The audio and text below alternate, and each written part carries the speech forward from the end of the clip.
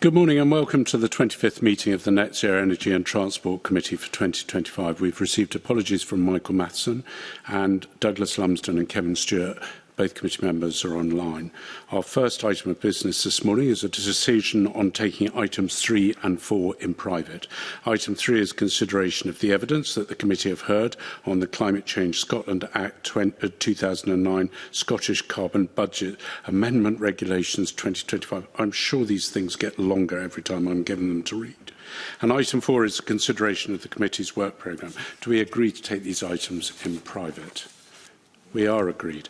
Okay, our second item of business this morning is an evidence session on the Climate Change Scotland Act 2009 Carbon Budgets Amendment Regulations. To provide some context before we start, last year the Parliament agreed to adopt a new system of carbon budgets through the Climate Change Emissions Reduction Target Scotland Act 2024. These budgets set limits on the total amount of greenhouse gases Scotland can emit over a specific period. The government must now, through regulations, establish 4 5-year carbon budgets covering the period 2026 to 2045, the year by which Scotland has committed to reach net zero. The system replaces the previous approach of interim and annual targets.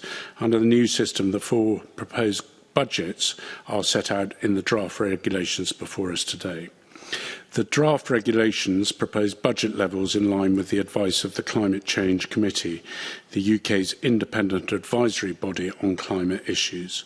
As part of their advice, which was published in May this year, the Climate Change Committee set out what they describe as a balanced pathway to meet both the carbon budget and net zero targets by 2045.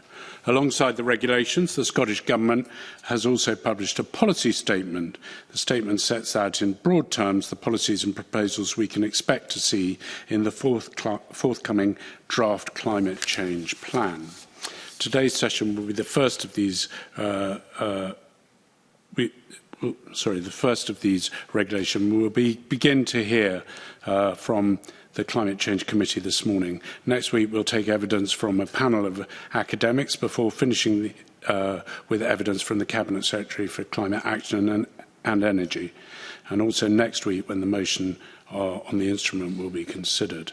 So, before we go any further, I want to make a declaration of interest that, as members know, and as I've constantly made clear, I have an interest in a family farm in Murray. And I say that because I believe agriculture may come up this morning. So turning to the witnesses, I'd like to welcome Dr. James Richardson, the Chief Analyst, and Dr. Owen Devan, Head of Carbon Budgets. Thank you both for attending this morning. And we will now move to questions, if we may. So the first questions are going to come from me, and I'm going to leave it to James and Owen to decide who wants to ask. Usually I say to people who are giving evidence here that if you both look away, I will nominate somebody. But as you're both online, don't you dare look away. If you want to answer it, raise your hand and I'll bring you in. So I think the first thing I'd like to ask you is, when we're talking about carbon budgets, are these a budget that the people would understand? Is it like a normal budget, which is an estimate of income in expenditure, i.e. what we're going to be saving in carbon and what it's going to cost? Is that how the people of Scotland should view these? Who'd like to start off with that one?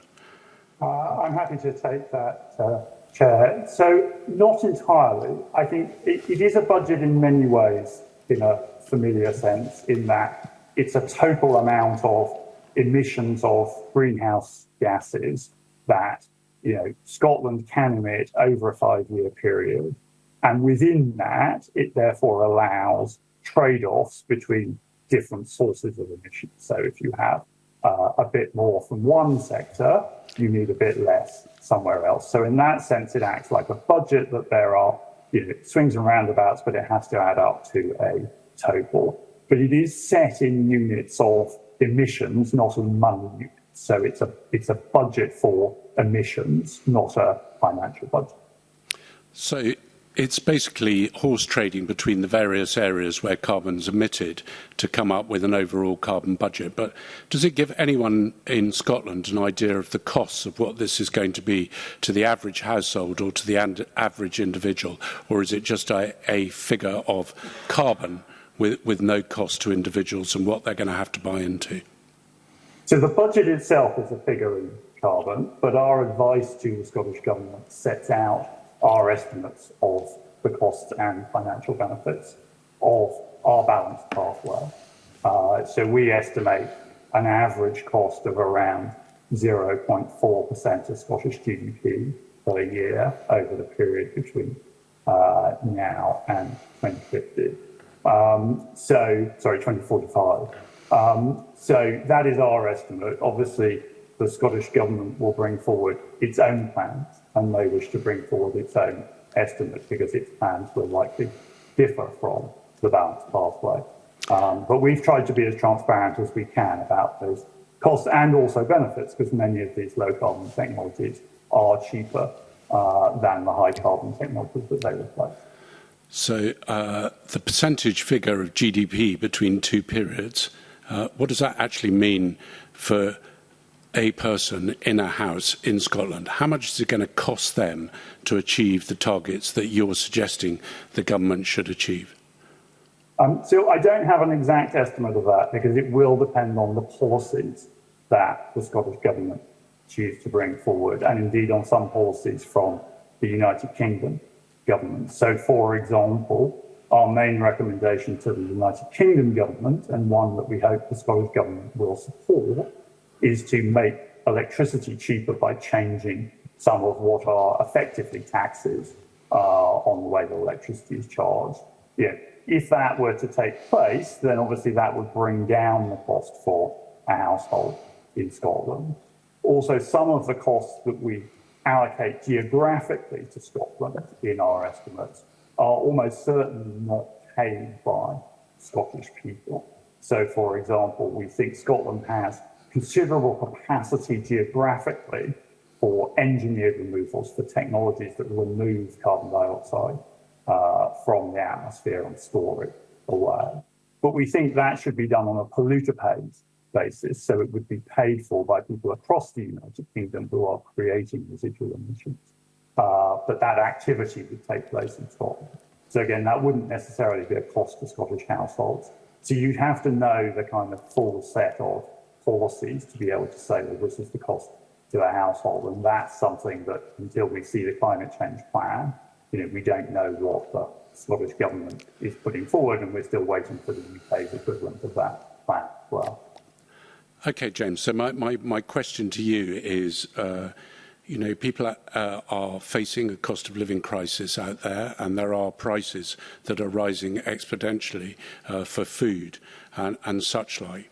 So the question is, we're asking people to make fundamental changes to their life, whether it's moving from fossil fuels, maybe oil boilers, to heat pump or heat source. There is a cost involved to that, in the same way that where you've made a recommendation that we eat less meat, and therefore we can reduce the size of the herd, which is going to mean that prices for meat are going to increase. To make people buy into this, which is what you're encouraging them to do and what the government's going to encourage them to do, surely they have to know what they're going to invest in it financially, because just saying it's better for the world is actually a sort of abstract view if they don't have to know how many pounds they're going to have to bring out of their pockets to pay for this. No, I entirely agree. It's very important that people understand that, and that's why it's very important that we have clear policies of support for the elements of this that are more expensive. That's why we are pushing the UK government so hard on this point about electricity prices, because we do think it's very important that people benefit from the economic gains that actually do exist with these technologies, because fundamentally low carbon technologies are more efficient than the technologies they replace. So these high carbon technologies are actually extremely inefficient forms of energy conversion. The petrol you put in a petrol car, only about a third of that actually gets you anywhere. The other 2/3 is entirely wasted. Whereas an electric motor, about 90% of the energy that goes into an electric motor translates into the motion that you want from the car. So these are much more efficient technologies that we're replacing. If the prices are correct for people, then there are savings to be made. That does require support from the government. So we need support on heat. You talked about the cost of converting from boilers to heat pumps. There is support available in Scotland. That electricity price comes into that calculation. We're waiting to see the final version of the heat and building plan. You talked again about agriculture. Yes, it's very important there's support for farmers if they're going to convert some of their land from supporting livestock to, say, growing trees. They need to know that that makes sense for them economically. So these things do depend on the policies of government. It's not something that in the abstract you can say, well, there's definitely this cost to this kind of household. Okay, and I'm sure we'll come on to agriculture later, but I'll just make the observation that if you're moving away from livestock to trees, I've yet to find a tree that's edible and worth eating. But we can have that conversation in a minute. But what I'm trying to drill down to at the moment is, do you think the Scottish Government, when they produce their climate change plan, will be in a position to allow the people of Scotland to understand what the cost is? You made the suggestion of moving to electric cars. There is a huge cost moving to electric cars. People cannot find the additional money to move to an electric car if they're in a fossil fuel car at the moment. So a lot of people can't anyway. It might be different for those people who are paid as much as MSPs, for example, to make that choice, but not for people on the minimum wage. So my question is, are people going to understand what the benefit to them is if they have to cough up, say, 25,000, 30,000 to put a heat source pump in their house by the time they've insulated it, bought an electric car, which will probably add another 20,000 onto that? Are they going to be able to understand that it might cost them £60,000 today, but in 20 years' time they might get the money back from that? That's the sort of information people want to know when you're doing a budget, surely. I think that kind of information is very important, and partly actually to correct some of the figures that people put out there. So if I can challenge your figures on an electric car, most people buy their cars second-hand, particularly people on lower income. Second-hand electric vehicles are already at price parity with internal combustion engine vehicles. We're rapidly approaching that point in the new car market, which is more niche, obviously. Most people don't buy their cars.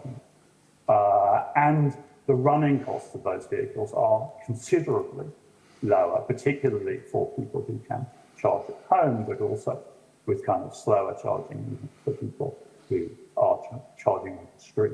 Only rapid chargers that are expensive. Those are big savings for households. They're not available to everybody right now because the stock of second-hand electric vehicles is still quite small. It reflects, obviously, the sales from some years ago. But we are already beginning to see those price falls coming through. It's the largest overall saving in our element, and it does reflect that much, much greater efficiency that I talked about a second ago. These are fundamentally more efficient technologies. A heat pump is a bit different. There are big upfront one-off costs of converting from a fitted heat pump. It's not the pump itself, it's the pipes and so on. But then the running costs of that are lower because, again, it's about 3 times as efficient as your gas boiler, more so compared to an oil boiler. So these are much more efficient technologies. There are savings, but yes, there are some upfront costs, particularly around heat, and that's why it's very important that there's support from government, as there is, to be fair, on heat. The Scottish Government makes available substantial grants and also low interest loans. So households are not left to bear those costs alone. That is a very important part of how we make this feasible for households. Well, I think it's an interesting subject because I don't think at the moment I can understand enough about these budgets and the proposals put forward by the Scottish Government to give me confidence that I know what I'm being asked to invest in, which is what we're asking every single person in Scotland to invest in to reach net zero, and what the basic costs are to those individuals. And I hear what you say about reducing the price of electricity. Well, we haven't seen a reduction in the price of electricity. It seems to be continually going up. And as far as cars are concerned, I just made the observation, yeah, I look forward to a car that can get me home without stopping off for a charge and delaying me in the process of getting there. But just turning to some of the more generalities of it, there's a complex mix, isn't there, between what is devolved and what is not devolved as far as responsibility and climate policy. Which do you think is really important that is devolved that the Scottish Government should focus on first in the climate change plan? So what do they have responsibility for now and what should be their focus of attention? I don't know who's doing that, James or Owen. Why don't I have a go at that? I think it is a very important point. It is a complex area. A great deal of progress has been made, particularly in energy supply, which is mostly reserve. The areas that are most important for progress over the next 10 years or so are mostly, but not exclusively, devolved. So heating buildings we've talked about, that's substantially devolved to the Scottish Government. Transport, it's a bit of a mix. Things like the electric car grant are provided at a UK level, but charging provision, public transport, these things are very much with the Scottish Government. And of course, you know, agriculture and land are devolved. These are very important areas that are within the gift of the Scottish Government, or areas where we think both governments need to work together. So we talked about this point about electricity pricing, that's for the UK government, but it would support action by the Scottish Government on particularly around heat, but also around industry, which is another area where we really need the governments to work together. So there's a lot here that is devolved. There's a series of areas where we need both governments to work together. There's some things, but actually a lot of progress has already been made in things that are purely reserved. Just moving on slightly, you'll understand, James, the process that this has gone through is that we had emergency legislation last year to change the legislation that we were having and bring in carbon budgets. We were expecting carbon budgets to come forward in May. And based on your advice, there was obviously then a delay and there was some talk within the Scottish Government and having got your advice, they decided to reject some of it. And but the whole process has been fairly tortuously slow, I would say, in this committee, in the sense that I am absolutely concerned as convener that we will be dealing with the climate change plan, the final climate part of the climate change plan, in the rump of this Parliament, probably in the last month, in the last weeks of this Parliament before it goes into recess before the election. And it makes me wonder and concerned whether we will actually have a climate change plan approved by this Parliament in place. So can you explain to me what interactions you've had with the Scottish Government and whether you can see that those interactions have justifiably led to the delays that this committee has faced in considering the carbon budget and eventually the climate change plan when we get it?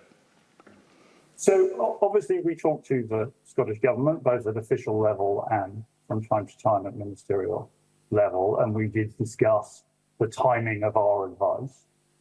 That is partly tied to the timing of our advice for the UK government and the governments of Wales and Northern Ireland as well, because it's all integrated and our capacity, you know, is kind of finite spread across those.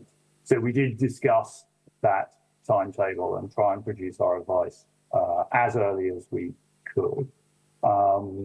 Inevitably, I guess the Scottish Government needed some time to consider that. We haven't, at least as far as I'm aware, had discussions with them about timings subsequent to the provision of our advice in terms of, you know, when they would bring forward their draft regulations and so on. That's a matter for the Scottish Government and yourselves. Clearly, we want to see the climate change plan, but it matters that it's a good plan. It matters that it has the content, because, you know, the targets are important, but ultimately it's actions that will drive progress here, not targets. Yeah, I'm just slightly concerned. I think I'm not sure I'll get the exact date right, but it was something like May the 22nd, I think, or thereby that you gave your advice, or we were expecting the budgets. We then, were delayed by about 3 weeks till we got the Scottish Government response and the draft budgets, which would suggest to me that there hadn't been much liaison before you produced your advice to the Scottish Government because they were thrown into disarray by it? Or is that an unfair characterisation of what happened? It's certainly not my understanding. We had discussions with the Scottish Government throughout the process, so they had a pretty good idea of what was coming. But I'm not surprised that, as it were, they wished to consider the advice once they had received it. It's quite a substantial piece of work. It's over 100 pages. There's also a very substantial methodological document for the kind of real technocrat. I'm not aware that the Scottish Government were in any way disarray from receiving our advice. Obviously, we're not involved in those discussions that they have on their response to it. That's a matter for them. But we had kind of technical inquiries, as you would expect, for how exactly had we achieved this particular number. But no one was kind of phoning us up and saying, well, what on earth are you doing? Why is it this, not that? So it's not, that description of disarray is not something I would recognise. But as I say, we're not part of that process. So it's probably a question you should ask the Scottish Government. So you're confident that your interaction with the Scottish Government has not caused any delay in the production of the draft carbon budgets? I can't see any reason why our interactions with the Scottish Government would have caused delay. I mean, I think it's fair to say, of course, the Scottish Government might have asked for our advice earlier if it had been possible, but we produced it at the earliest date that was technically feasible for us to do. Okay, thank you. Now, I'm going to move on to Kevin Stewart, who's got some questions. Kevin. Thank you very much, Convener, and good morning to the witnesses. I'd like to look at transport in some more depth. The Scottish Government have pledged to review their target to reduce car kilometres by 20% by 2030. Given that you conclude reduction from today's levels is unlikely, do you think some form of car kilometre reduction target is still worthwhile? Maybe you want to comment on why it is that it is so difficult to shift to public transport and active travel. And do you think that schemes like the Scottish Government's decision this week to scrap peak rail fares will help in that regard? Take this one, James. So just to summarise what we do assume in our modelling and our pathway, we do assume a 6% reduction in car kilometres, shifting from car to active travel and public transport. But that is compared to the growth that you might otherwise expect to see as population grows, as GDP increases, etc. So you're right to say that that kind of evens out, and so over time that doesn't lead to a reduction in absolute car kilometres, but it is still requiring action to deliver that 6th shift. Otherwise, you would see an increase in our modelling. That 6% is based on evidence of shifts that we've seen in the past in areas of the UK, including areas of Scotland. Dundee, a strong example there. Shifts to active travel, shifts to bus and rail travel, and schemes such as removal of peak fares are one of those examples that can deliver increases in the use of the trains. We've seen that in the pilot schemes that took place. And so we're supportive of those sorts of schemes. The challenge, of course, is to make sure that you are kind of doing that fairly, and you are ensuring that people have options to travel. So So that yeah, we're aware the Scottish Government had a 20% reduction target, but that is under review. So yeah, it's with our pathway assumes that 6%, but that is based on evidence of what's actually been achieved in kind of comparable areas. But that's not to say that it's the only type of scheme or the only level of reduction that should be looked at. There are wider benefits to reducing car travel, as you'll be aware, beyond carbon, and so it's not for us to say that there shouldn't be sort of value to go further than that, and for congestion benefits, air quality benefits, etc. Those should be considered in determining if a new target's appropriate. So schemes like scrapping peak rail fares, schemes like free bus travel for young people and older people are beneficial in terms of making that shift, you would say? I would say so, yes. We conducted a citizens panel as part of our UK-wide advice earlier this year. And one of the clear messages from that was that people want low carbon choices to be easy for them to choose and to be effective and affordable. And so schemes that do make public transport, for instance, easier for them to access and cheaper for them to access would be likely to kind of play into those needs of people and those wishes of people. Okay. You say in your evidence that you conclude that battery electric vehicles will be the dominant low carbon option as opposed to hydrogen or other low carbon options, even for the decarbonisation of heavy goods vehicles. Can I ask what led you to that conclusion? So you can see the progress that's been made in electric vehicles in the light duty vehicle sector quite markedly over recent years. So I think in Scotland in 2023, battery electric vehicles reached about 12% of car sales. So they're entering the mass market.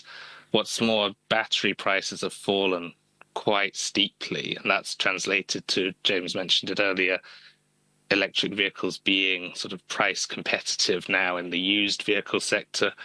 We think, based on evidence from experts in the vehicle sector, that by around 2026 to 2028, the new battery electric vehicle will reach price parity with new internal combustion engine vehicles, and that brings great kind of that means you're going to be saving in actually buying a vehicle, but also saving in running the vehicle, because of the point that James made again, that electric vehicles are more efficient to run in terms of the cost of energy that they take in.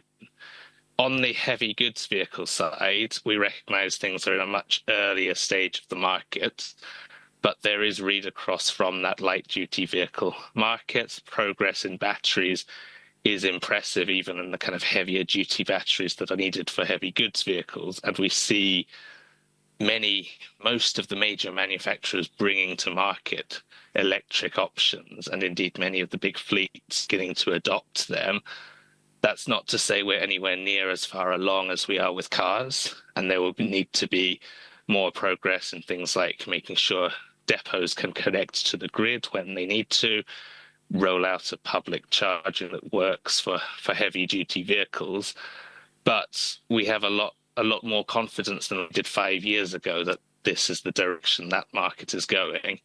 But we have caveated that it is an early stage, and there is some potential that maybe things will go in a different direction. So we're not entirely ruling out hydrogen in certain use cases, but we expect in most cases electric to be the dominant choice.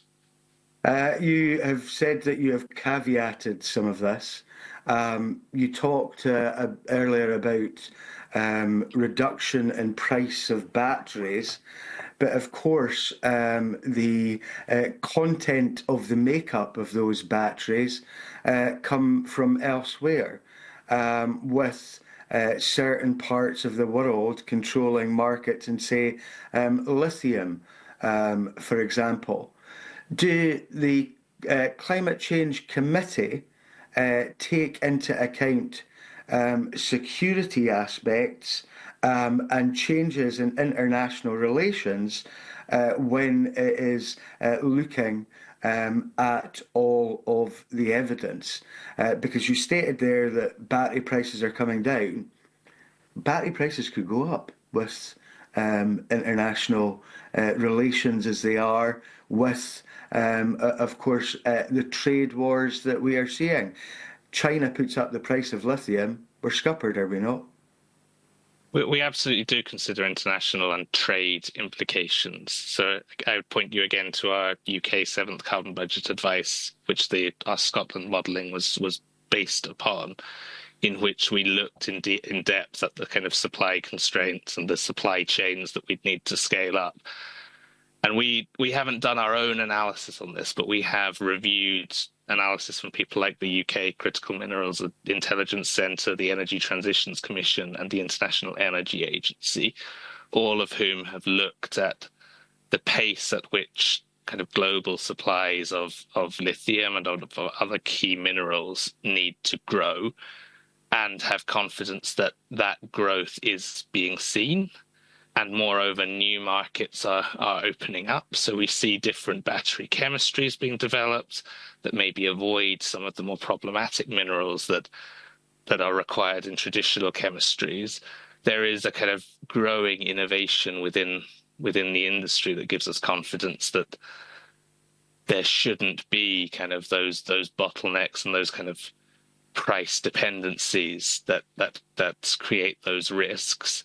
Of course, the other aspect of energy security to look at is our dependence on imported fossil fuels, which already has that level of dependency, and that, as we've seen through the energy price shocks over the last 3 years, increases in gas prices can have profound effects on people's cost of living and people's ability to heat their homes. And so moving away from that imported gas and that imported oil has big benefits from that perspective as well.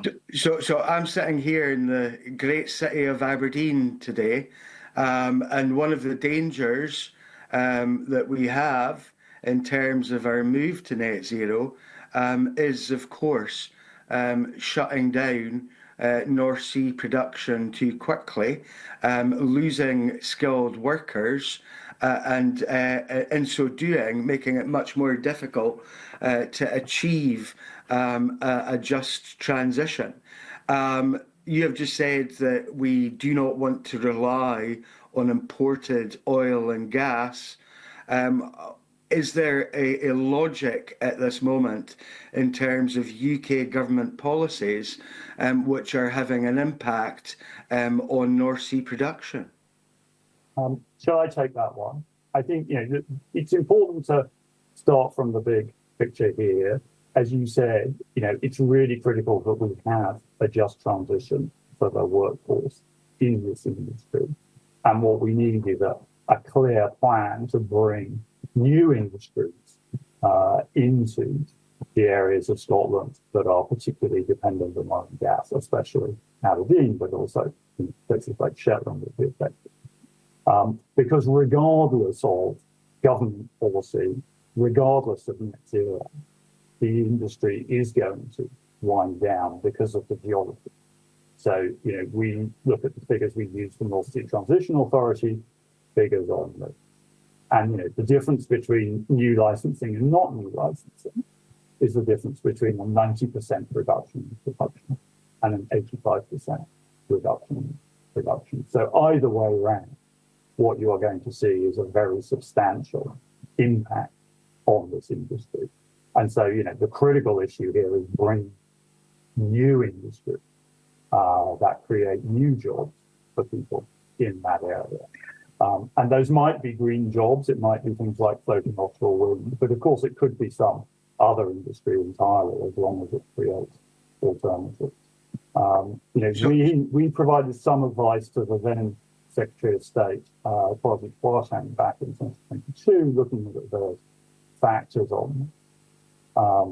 But I think you have to take into account the fact that whatever happens, you've got to start from the assumption that this industry can shrink. You said you've provided advice.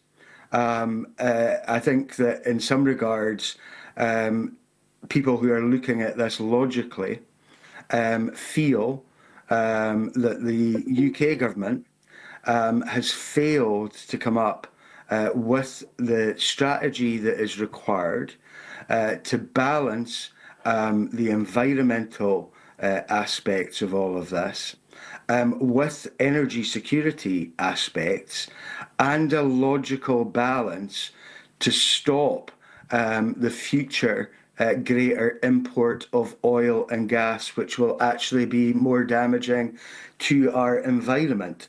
In terms of your advice to UK Secretary of States, would you say that the best thing that they could do at this moment is to come up with a comprehensive strategy to balance all of this out, to make sure that we do not shut down North Sea production only to see the greater import of oil and gas from elsewhere.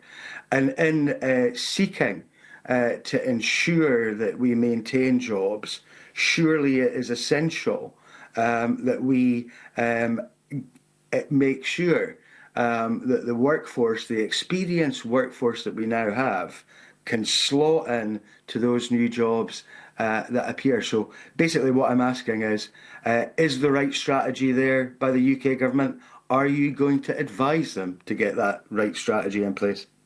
So I think this is a matter for both the UK and the Scottish governments, and the strategy is needed between the two. I think you're absolutely right to emphasise the importance of the workforce and the importance of bringing new industries. And I think that's something that can only be done through cooperation between the two governments. But of course, it also requires the private sector to come forward. So there needs to be conversations with investors to bring forward investment in that area. I think you're right to say that these matters need a consideration of all the factors, things like energy security. But it is important to say, the oil particularly is mostly export. So the impact of more licensing for oil is not to affect the import dependence on oil products. It affects our export.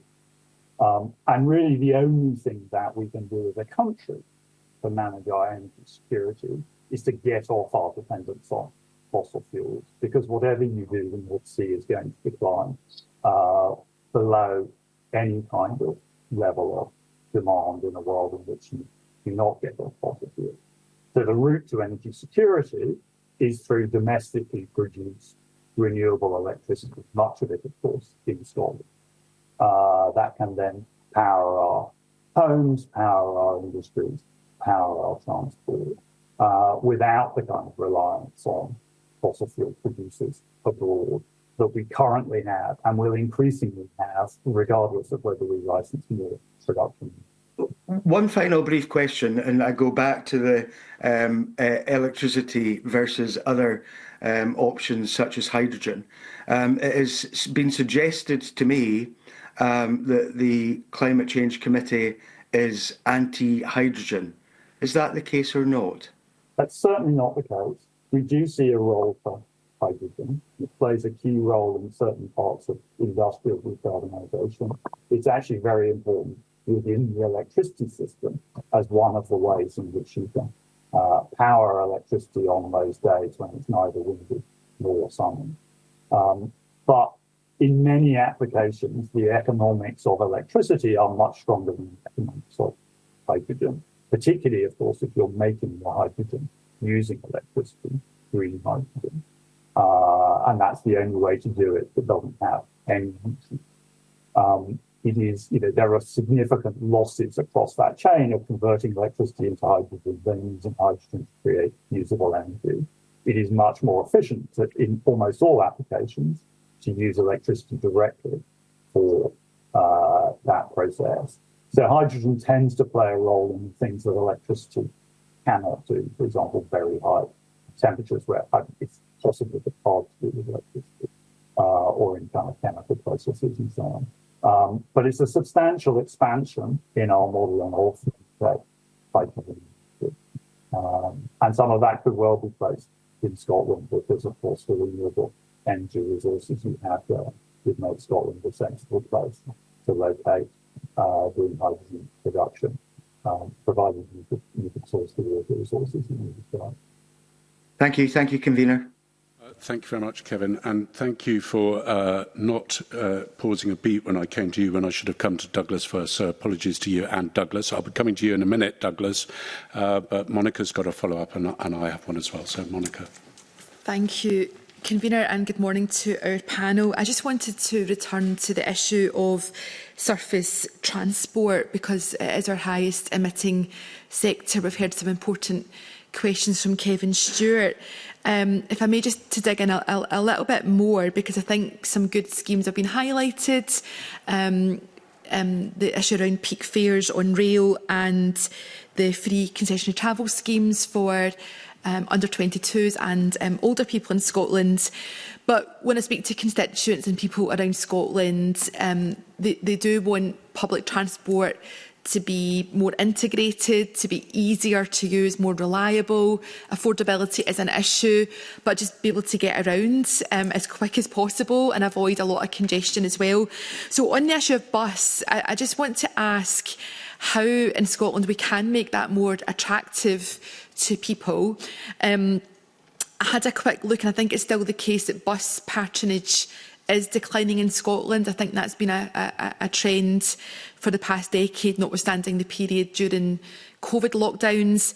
But in contrast, Greater Manchester, where there's a really ambitious bus strategy, we see that there is a recovery in bus patronage. So are there examples elsewhere in the UK or internationally that you would want to bring to our attention and to the Scottish government, and just how do we get that balance between carrot and stick? Because I am quite concerned that Glasgow City Council are proposing road charges for people to visit the city at a time when public transport is still not as good as it needs to be.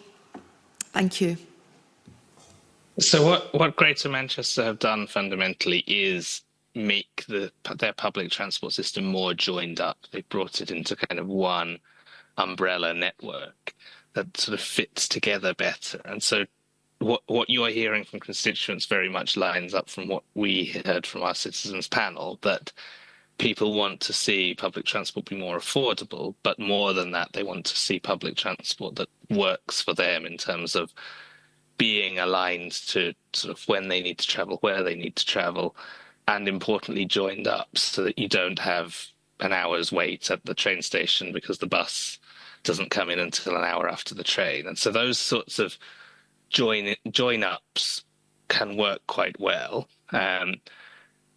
Obviously, if you look at kind of road charging in cities, so London has the congestion charge, which has reduced car usage, largely because it has a well-joined up public transport system. And you're right to say that you need to have a kind of an effective alternative. And that very much, again, aligns with what we heard from people as part of this process, that people want to have choices, want to have the ability to kind of make the low carbon choice and make it as easy and as attractive as just taking their car. Thank you. Just while you're there, could you just answer me a simple question? I think that as a more balanced pathway to net zero, the Climate Change Committee had suggested a 6% shift from car use to public transport. What does that mean per car user in the UK? How many kilometres are they going to have to shift? 6% doesn't mean very much to me or to them, I doubt. So I think the average car user drives a bit over 10,000 kilometres in a year. So that's 6%. Doing my quick maths would be about 600 kilometres in a year, which is a bit under 2 kilometres a day. But that varies quite a bit. It's worth me saying what we've done for our analysis is look not just at averages, but at what works in different places in the country. So most of our modal shift takes place in urban areas. And so we have the percentage share would be higher than that 6% in cities, because those are the places that, as the previous question referred to, you can kind of build more integrated public transport systems and alternative modes of travel. Whereas we have quite a low assumed reduction in more rural communities where dependence on the car is quite a bit more integrated. You see, this is where I get confused in headline figures. 6%. 6% might mean something, as you rightly say, completely different to somebody who lives in Edinburgh, who doesn't need to take the transport, to somebody who lives in the Highlands. And it may be that, for example, somebody in Edinburgh has one car. Most families, possibly in the Highlands, have to rely on two cars because they have to get around the place. So we're talking about a huge reduction and absolutely no sightline in the future to more bus transport or more train transport. In fact, we're seeing reducing bus services and reducing train transport. So what is the effect of that going to be on people who live in rural areas? How many miles or kilometres do you think they'll have to be shifting? 100 kilometres a year? Would that be reasonable if the burden fell on everyone in Edinburgh and Glasgow who've got the public transport? So I don't have that figure to hand. I think it is in our detailed methodological annex, which is on our website. But as I said, the percentages are much more skewed towards more urban areas. And so most of our reduction is taking place not in those rural communities. So we wouldn't be assuming as high a reduction in rural areas. I'm intrigued how that will be achieved, because you can't increase road tax or fuel prices in those rural areas without penalising them for it, and you can't give them more public transport, because there isn't capacity or there isn't the wish to have public transport at the moment. So how is the government going to deliver that wonderful 6% figure for people who live in rural communities? So as I said, the 6% isn't for people who live in rural communities. It would be smaller there. Most of the 6% will be delivered through people who live in urban communities. And that you can look at what's happened in Dundee, for instance. You can look at what's happened across cities, certain cities in the UK, and we looked at places in the Netherlands and Switzerland and Germany as well, in terms of schemes they've introduced to incentivise the use of rail, the use of bus travel, for certain journeys. And again, we're not assuming it's applicable to everyone. We're not assuming it's appropriate for all types of journey. But the 6% is based on real world evidence of schemes that have delivered those types of reduction. I'm sure that gives absolute confidence that those people in rural areas who rely on private transport to get them to places because there is no public transport. And I also have to say is that people in rural areas have to travel to these cities like Edinburgh and Glasgow, often for treatment, because there's no treatment in rural areas, and they're going to be penalised for doing that if there's congestion charges. I think there's a lot of work that needs to be done to explain what the effects of this is going to mean to individual households. Mark, I think you've got some questions. I perhaps take a different view, convener, because the 6% to me sounds pretty pitiful, to be honest. I mean, as somebody who lives in a rural area, I could quite easily reduce my mileage by 6% just by, organising the day a little bit better and, taking my kids, joining up with other families and taking kids to, activities and everything. So, but I think the point that Ewan's making is around the real reduction coming within urban areas. But I guess I don't see within your advice from the CCC around what that real game changer could be in terms of getting really significant reductions in vehicle mileage.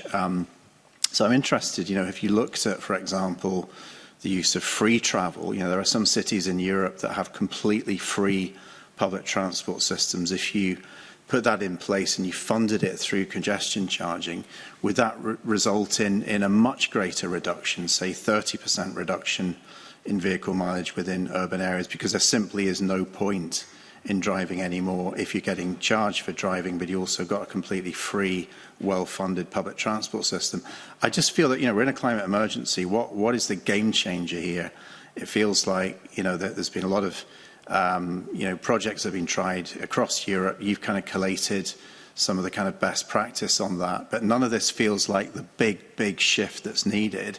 And if we're sitting here debating, 6%, one journey out of every 20, it feels like there is no shift there really in terms of behaviour change. So I'm being provocative here, but I'm interested in, what the big ideas are that could really shift this in a fair way and actually benefit people. So I think I would challenge the notion that 6% is very small. So if you look at since 2019, which is the baseline that the old 20% reduction target was based on, car travel in Scotland's down 3.5%. Most, if not all of that, is due to structural shifts following the pandemic, with more people working from home during parts of the week, etc.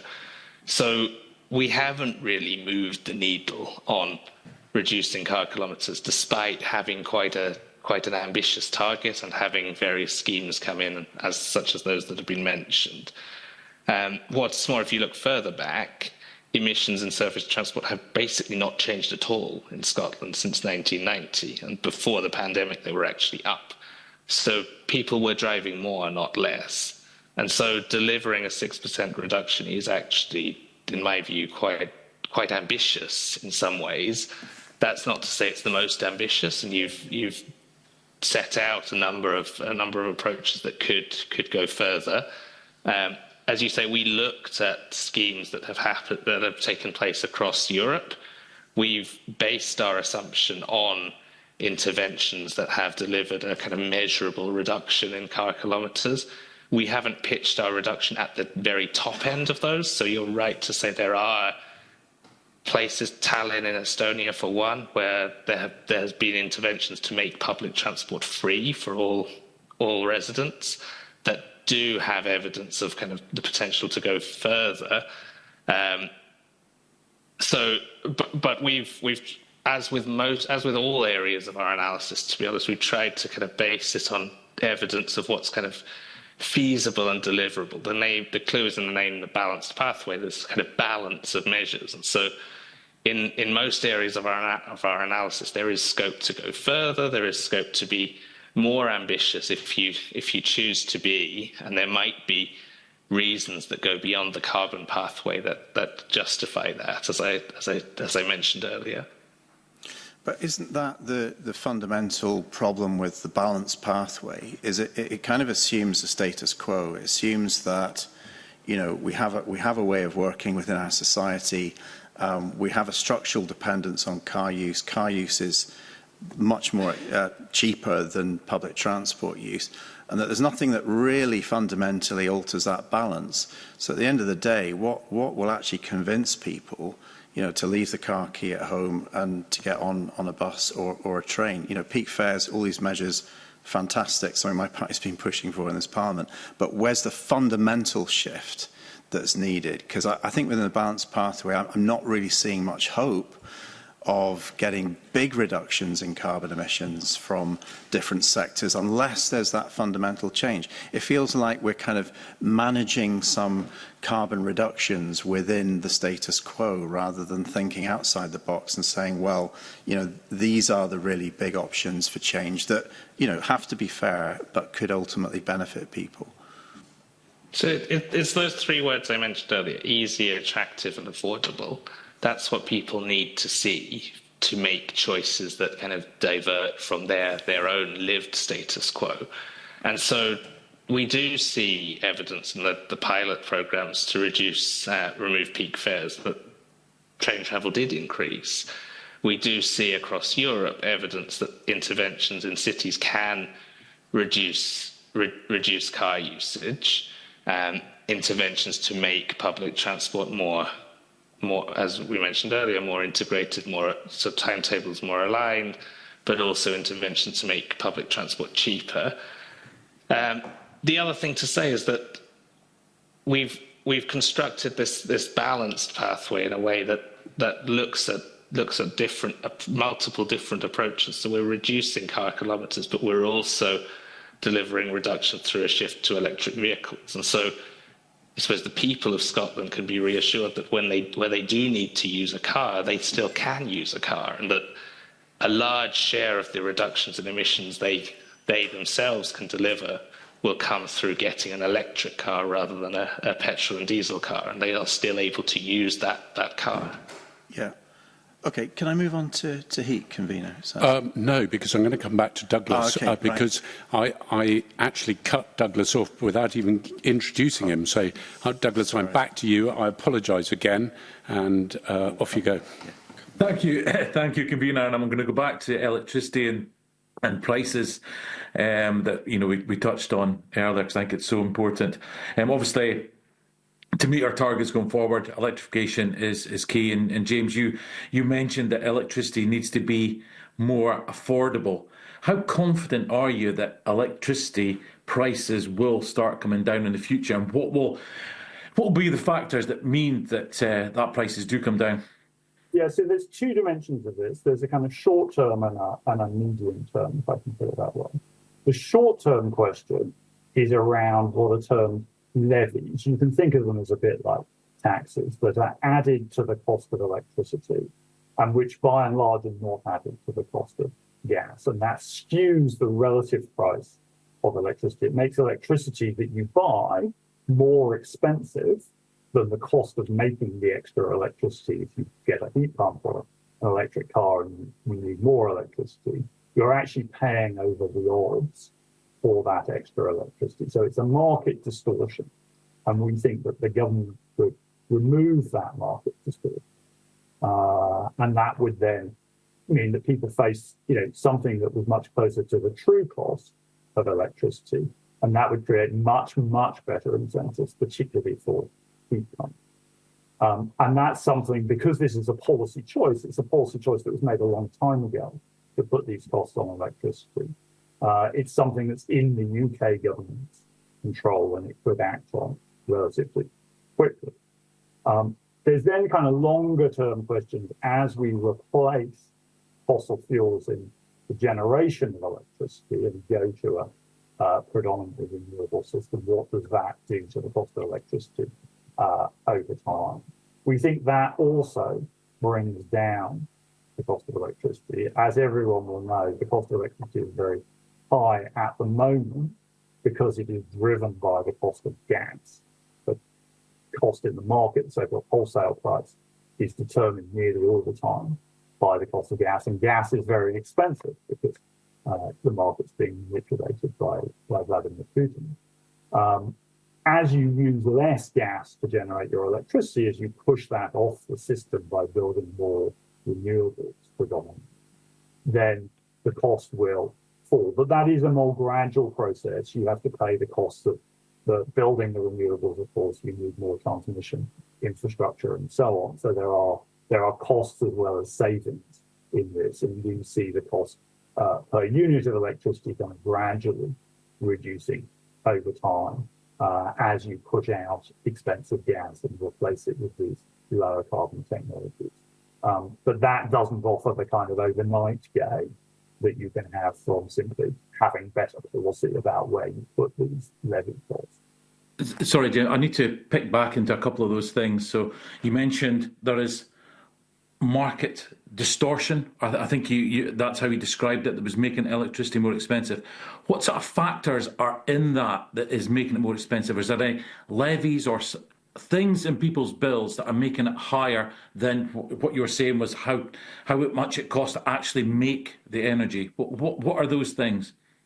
So they are termed as levies, and there's a range of different things in there. Some of those are essentially social policies. They pay for things like bill reductions for people on lower incomes or insulating property.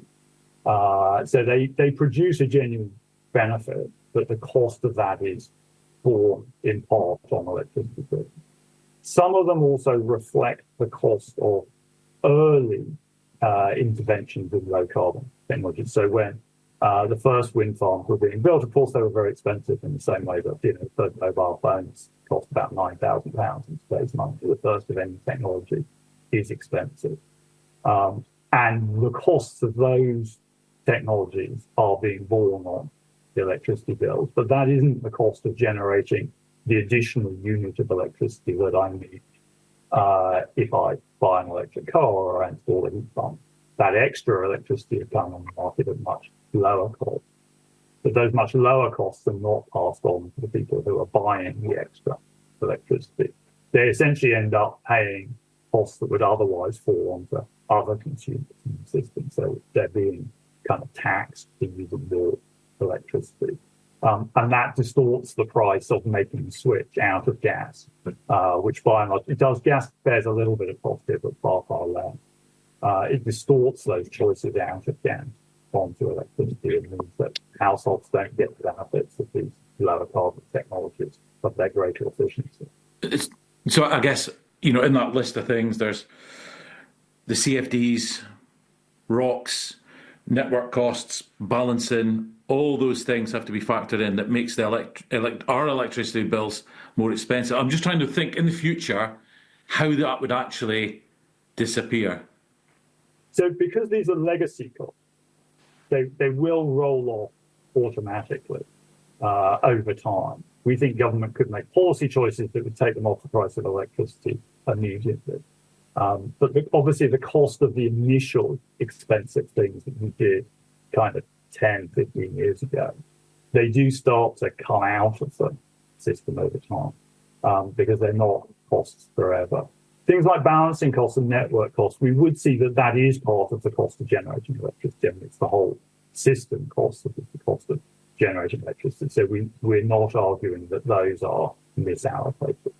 But because you are building a much bigger electricity system, because you are using these lower cost, low carbon technologies, even though you have to invest in more transmission balancing costs, overall, we think the unit cost of the underlying electricity system will fall. But it will, that's the long-term effect. Mm-hmm. That falls gradually because you do have to pay for all these things like transmission balancing as well. Because if we look at the next CFD round, you know, the prices are still on the increase for that. So that's, you know, you say it's a legacy cost, but that's still going to be with us for a long, long time, isn't it? So obviously we don't know what the price will be in the next autumn round. The estimates that I've seen out there are pretty similar to the wholesale price that people are paying today for gas. They are much lower still than the cost that I'm talking about for things like ROCs and so on.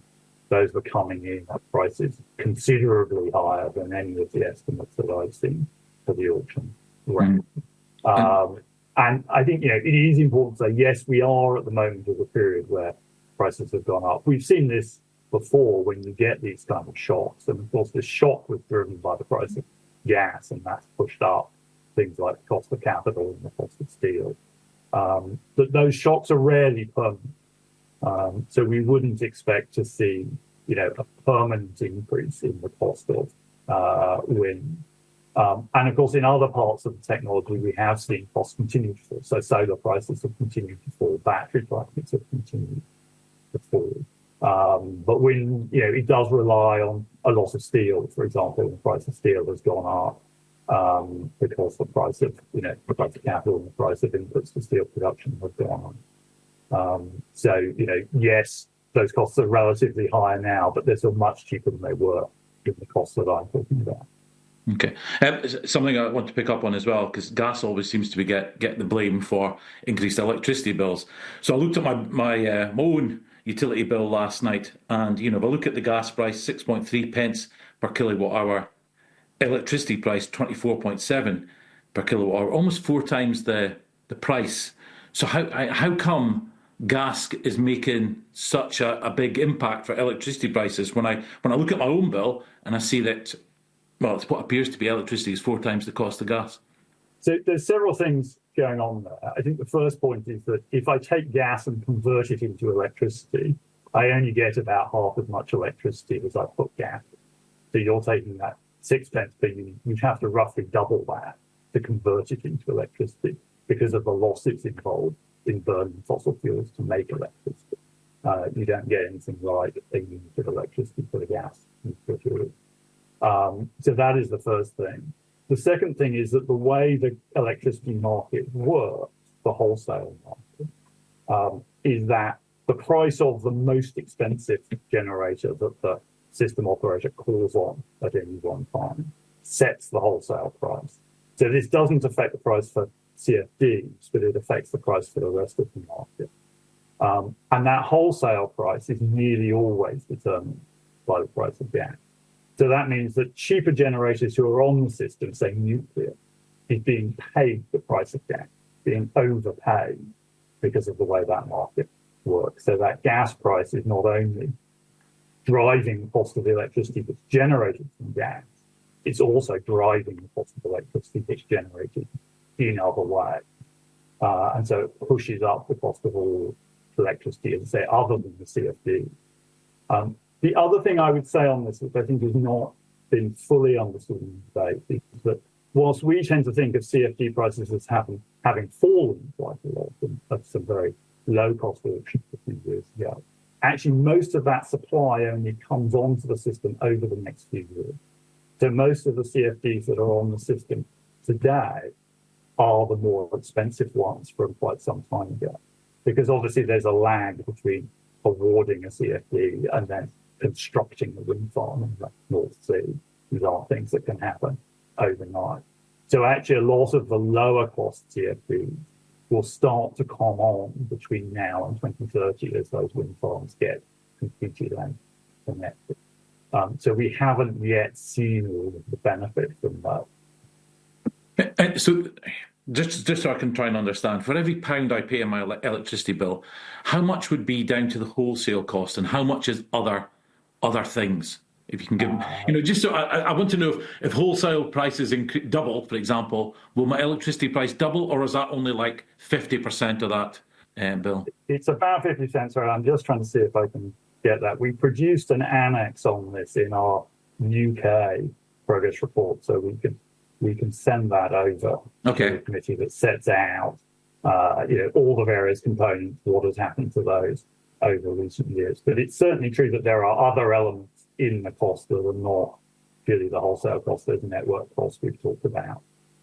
There are these levies for things like social policy, and there are some costs from CFDs and so on. So all of that is set out in our latest UK monitoring report. So maybe we should send that over. Okay. Thank you. And last question I had around electricity is, so your modelling suggests, no new gas plants, or even with CCS in Scotland going forward.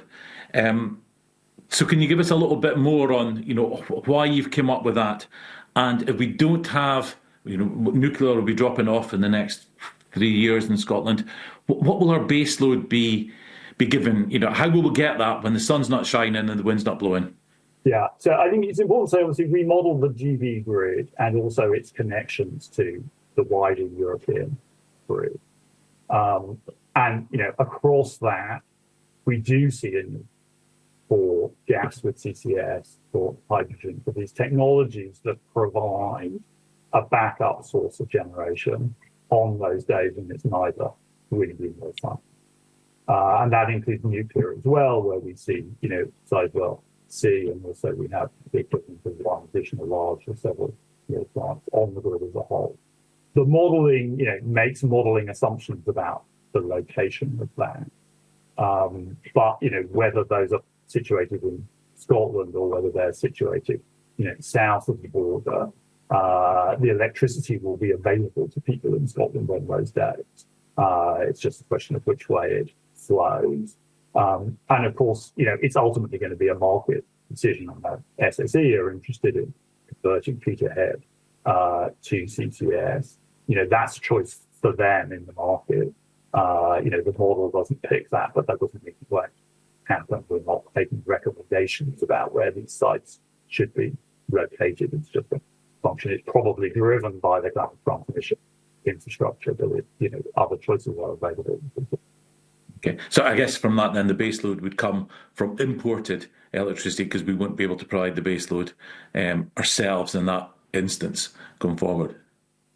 If it were the case that there were insufficient wind and solar resources across the whole of Scottish generation to meet Scottish demand, and that's a relatively unlikely situation, because Scotland will have far more generation than Scotland demands. And Scotland is a vast net exporter of electricity in one model to the rest of Great Britain.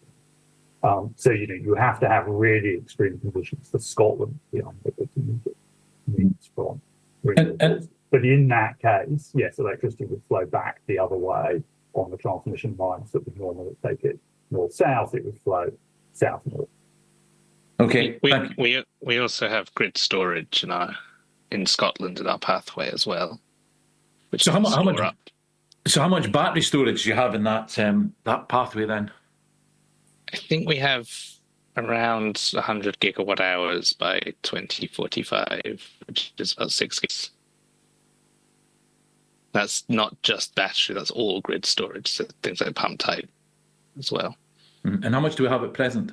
I'm just trying to understand how much that would have to increase by, because battery storage is a huge concern for many of my constituents right across the northeast of Scotland.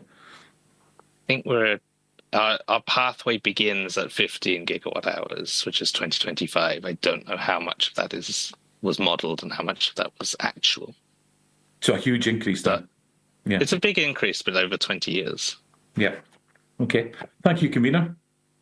So I'm tempted to ask Owen how many more battery storage sites that would mean dotted around Scotland, but maybe that's too difficult to work out in the size of each of them. But we're talking about thousands, are we not? Well, we're talking about big projects. So you've got things like you've got small battery storage, you've got bigger kind of pumped hydro facilities and things like that already exist. So kind of, I think our modelling looks at quite a mix of different technologies and different approaches. Okay, I'm going to move to Mark Ruskell before I delve into that too deeply. Mark. Yeah, thanks, Convener. So can I turn to buildings then? So both homes and other buildings. And I think you put it earlier on that, there's a need to really switch to much more efficient technologies that are lower cost for consumers, but also, much lower carbon as well.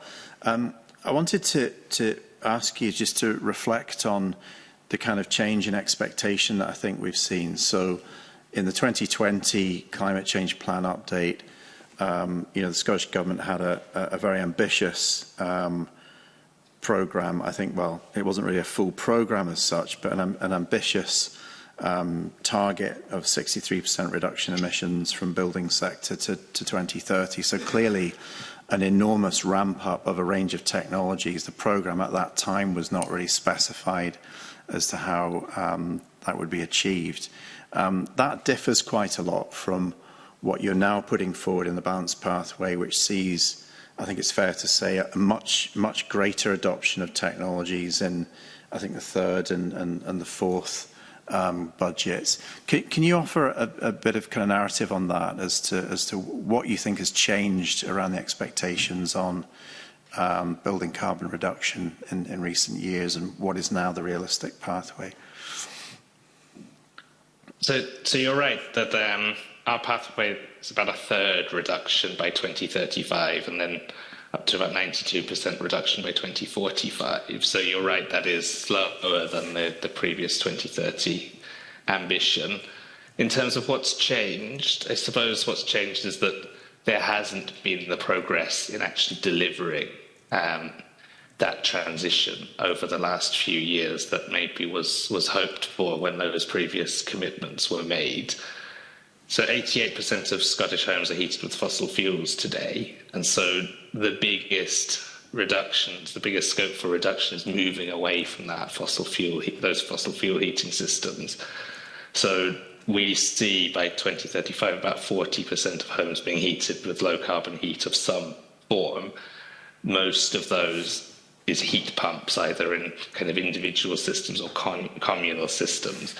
But the big challenge to deliver that is to ramp up that kind of market for heat pump installations. So currently across the UK, we're, I think, below 1% of homes heated with a heat pump. What we've looked at is what is a credible rate of ramp up from that 1% to get to that kind of 20 to 40% by the mid-2030s, and then beyond to kind of mass market.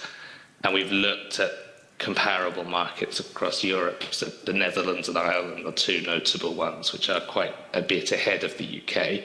We've looked at the pace that they've delivered that ramp up, and we've based our modelling on that. So rather than making an assumption of we need to install this many per year, what we've instead done is looked at the pace at which markets can grow, the kind of S-curves you see as new technologies are developed in comparable markets. And that gives us a kind of growth rate which kind of starts quite slowly, because that's how an S-curve starts. But then you're right, it kind of, once you get into the second carbon budget period, and certainly into the third carbon budget period, it's going quite quickly at that point. And so in our modelling is based around the UK 2050 net zero target. So it's based around phasing out, removing fossil fuel heating by 2050. And so I know the Scottish Government has a target to do that 5 years sooner. That came out after our modelling was finalised. But one kind of sort of simple heuristic to mention here is that the average boiler lifetime is about 15 years. So if you want to be in a place where you can replace heating systems without needing to kind of rip the average system out early, you need to be in a place where that market scales up to being kind of the full market, being able to deliver the full market of annual installations by 15 years before your target date. So if that target date is 2050, you need to have scaled up your heat pump market from where we are today to a full market-wide coverage by 2035. If you want to do that 5 years sooner, you need to do that scale up 5 years sooner. And so what we're clear about is that while the actual emissions savings might be coming on stream a bit more slowly, the action really needs to start happening now to deliver that scale up quickly. Yeah, okay. Now, I mean, you set out very clearly that you're disappointed the Scottish Government abandoned its proposals for the regulations to upgrade properties at point of sale as part of the Heat and Buildings Bill. Can you say what the impact of that decision might now have on that pathway for decarbonising heat? And, you know, if the government sticks with that position after the election, doesn't put that measure back in, what else can it do to speed things up and to grow that market quicker? In our last Scotland Progress report at the start of last year, we gave a lot of praise at that previous plan on the Heat and Buildings Bill, and we said the point of sale regulations could provide a kind of template for the rest of the UK. So it is disappointing to see it not be taken forward.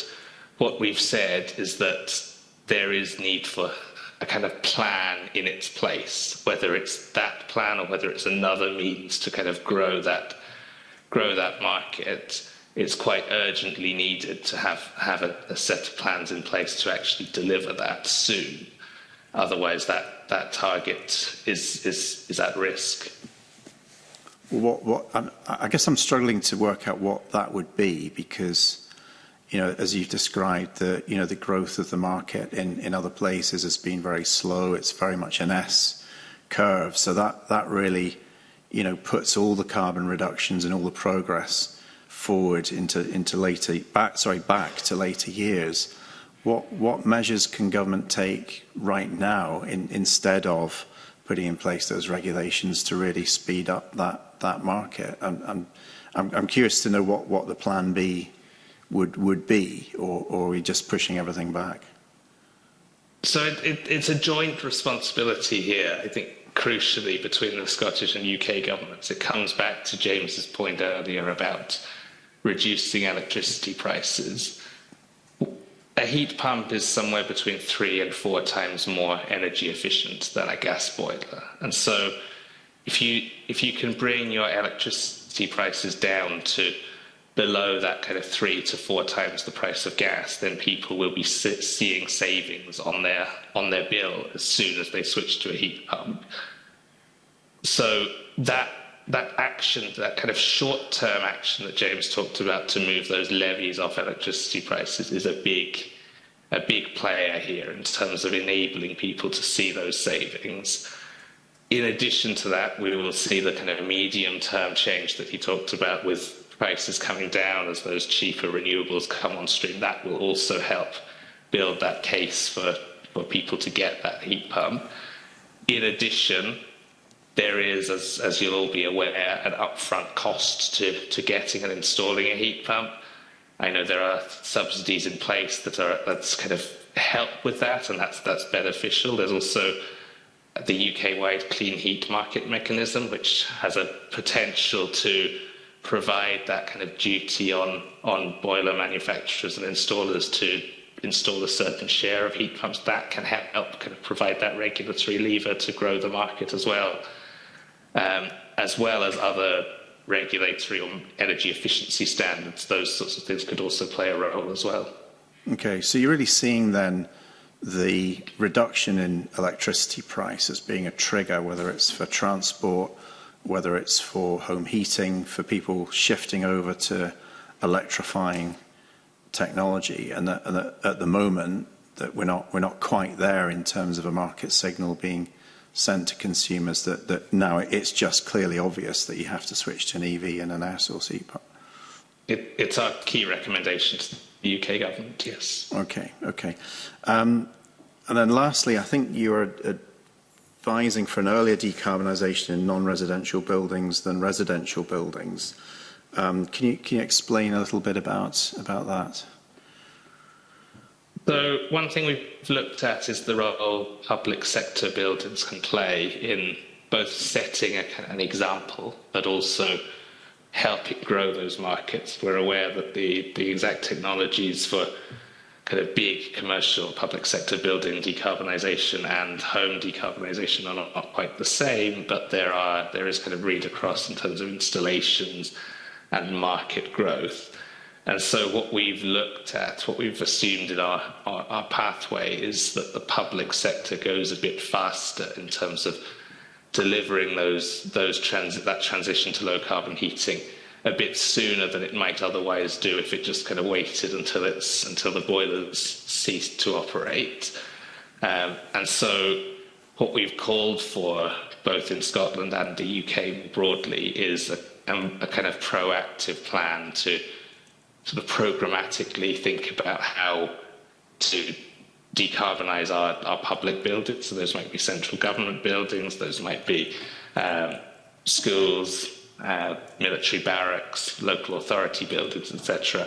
Make sure we've got long-term plans and long-term funding in place to deliver that change as quickly as is feasible, really, to kind of build those markets and build public confidence as well as business confidence. Yeah.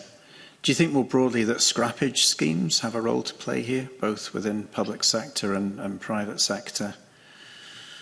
So in our public sector modelling, we do assume some level of early scrappage of heating systems. We don't assume that in our residential modelling. So our residential modelling assumes that heating systems are only replaced at the point at which they were due to be replaced anyway. So as long as you kind of get on with building that scale up in that market now, then on an average basis, we think you can deliver the transition without the need for scrappage schemes in a residential setting.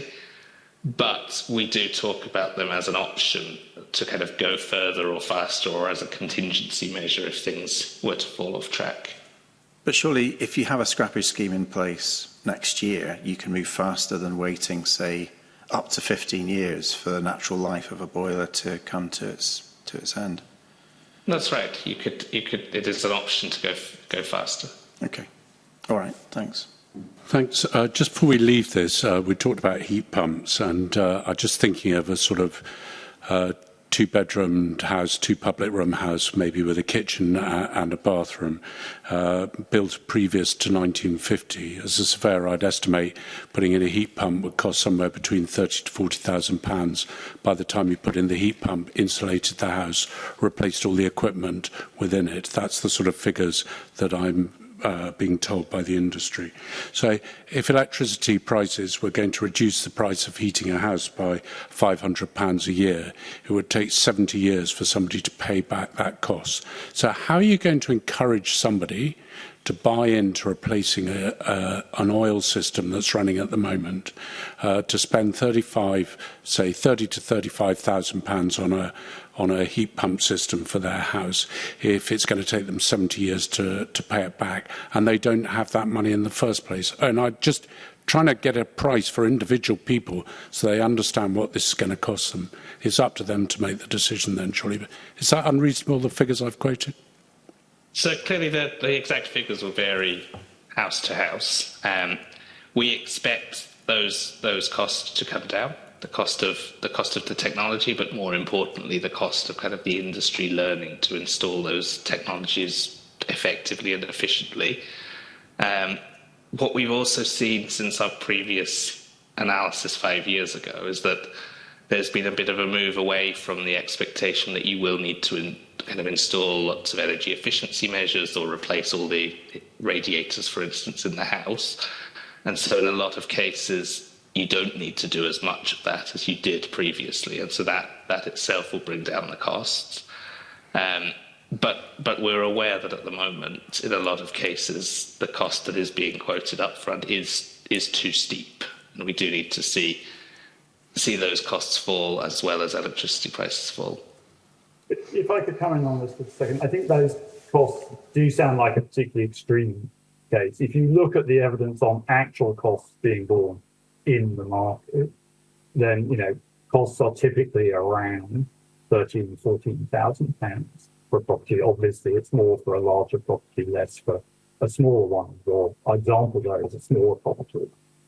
So the cost of that might be more like 10 or 11,000. Now, of course, if you're putting on solid wall insulation and all sorts of other things, you can get the kind of numbers that you're talking about. But as Owen said, the technology is now moving in such a way that that's extremely unlikely to be the choice that anyone would sensibly recommend. It's not what we have in our pathway. So yes, there is a cost to this. Yes, that can be a barrier to people. Yes, it is important that the Scottish Government continues with its support for this. But no, the costs for a two-bedroom house are not £30,000 to £40,000. That's just incorrect. Well, that's interesting. I mean, the committee certainly went down and visited one place down in the Borders who were estimating the costs were incredibly higher than that to bring houses up to the required state.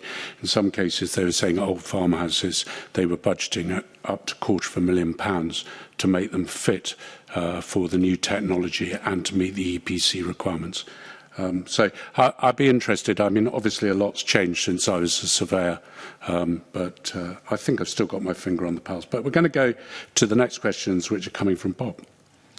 Thanks, just you were asking those questions around prices, it made me think about making sure that the market is actually operating properly for consumers, because obviously the prices that you've given, there could be price gouging in the system, and as you know, you're getting a number of quotes to make sure you get best value for the consumer. So I'm just wondering, before I move on to my line of questioning, if there's any advice that our witnesses could give to make sure that as people do move to ground source heat pumps, that they're not being price gouged by some less than reputable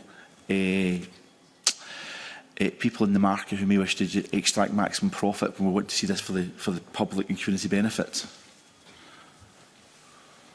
So I suppose building the market has a benefit there in terms of there'll be more competition in terms of trained installers, companies that you can get rival quotes from that will compete. There's also a role for certification schemes. We know that consumers want to have confidence that the installer they're hiring is, and this is true for all home improvement works, is sort of certified and trustworthy. And so, you know, the MCS provides a certification scheme.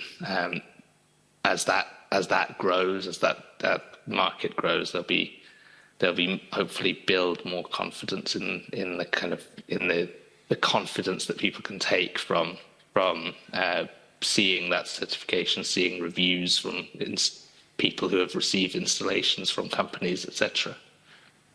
Okay, I would. Kevin, were you wanting to come back in on that? Sorry. And I was just going to suggest, Bob, before you go on to your next line of questioning, which I think is on possibly on agriculture, whether we might be appropriate to take a wee break now. We've been going for an hour and 45 minutes, and I wondered if we should take just a 10-minute comfort break to 10:55 to allow everyone just to stretch their legs before we go into the next session. Sorry, suggested by the clerk. So I'm going to suspend the meeting for 10 minutes.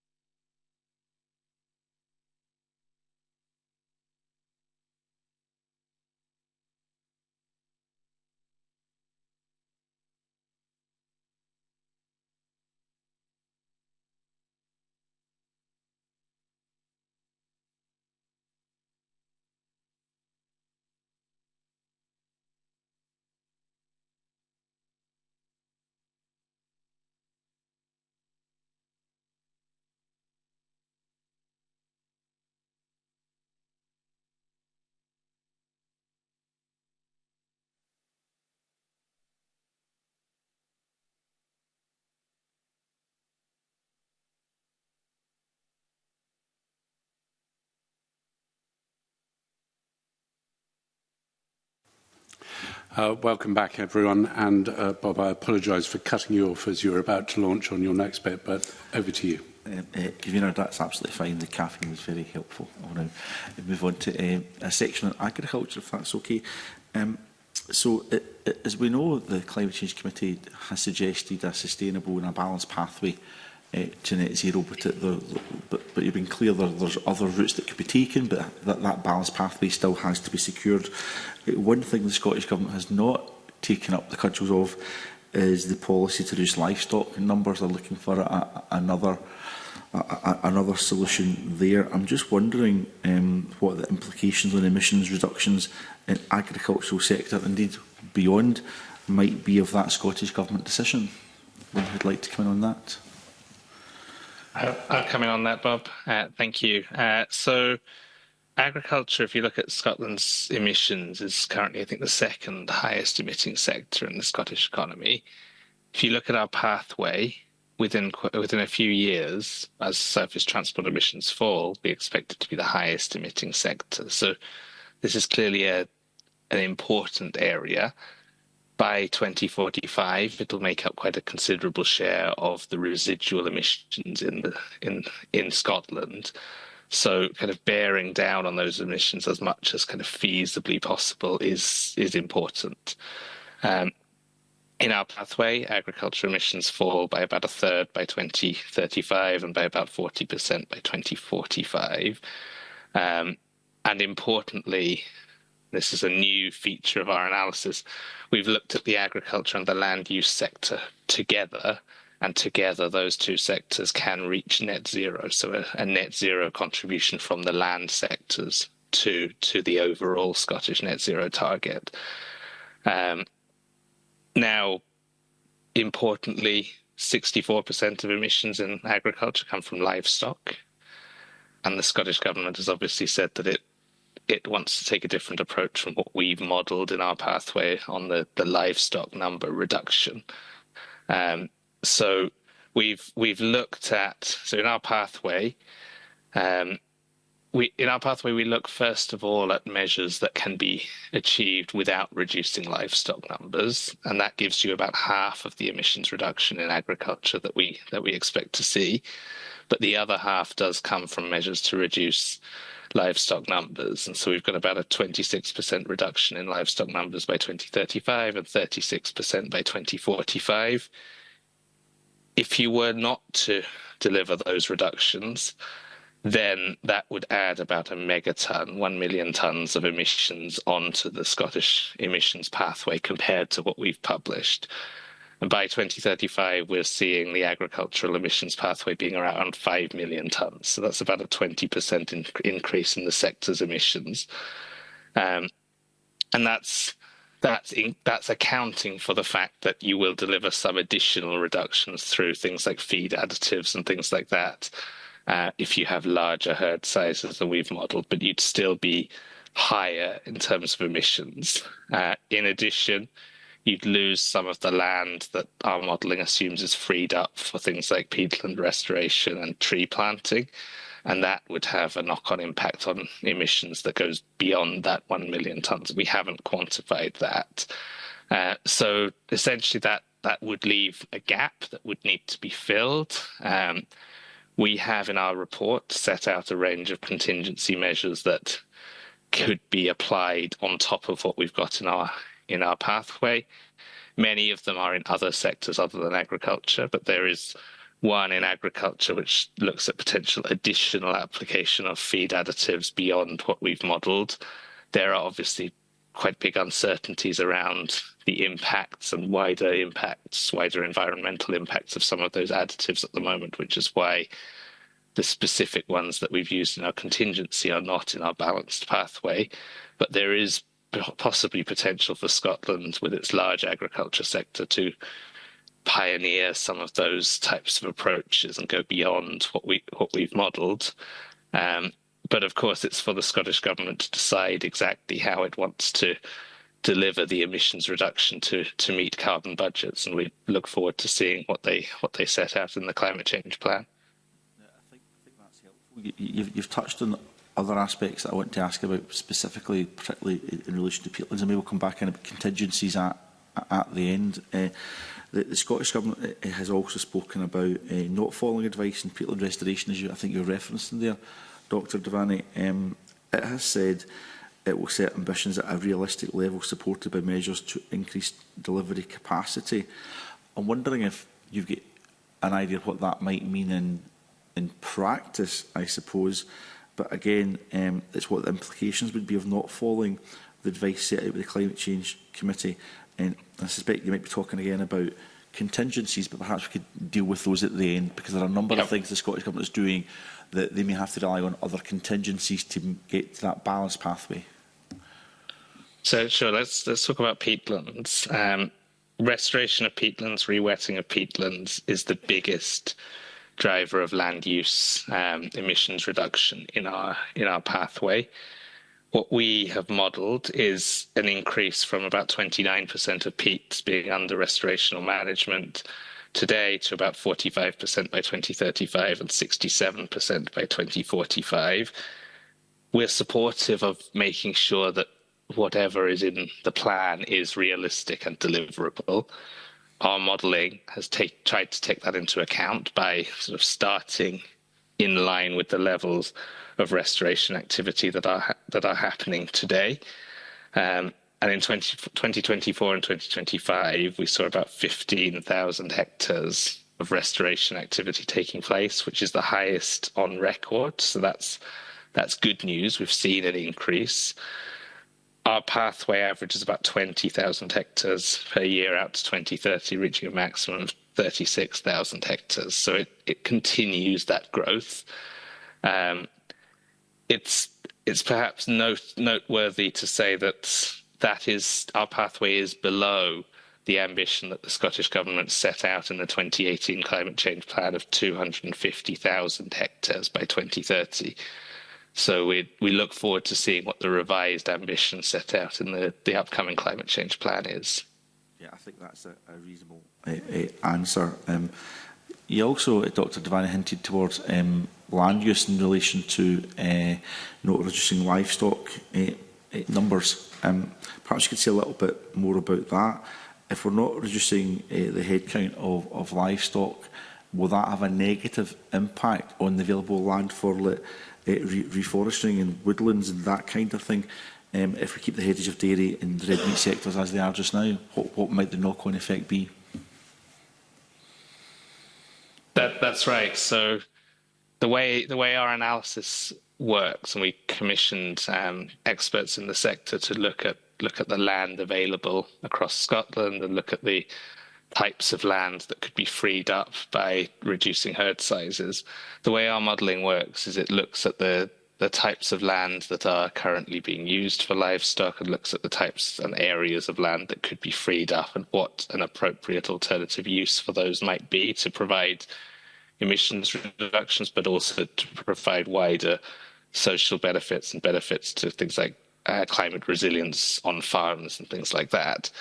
If we didn't see reductions in herd sizes, there would be a knock-on impact of not as much land being available for those alternative actions, which have impacts on the available carbon savings that can be delivered through the land use sector.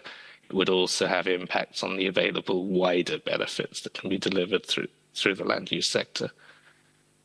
Okay, can you just clarify a little bit?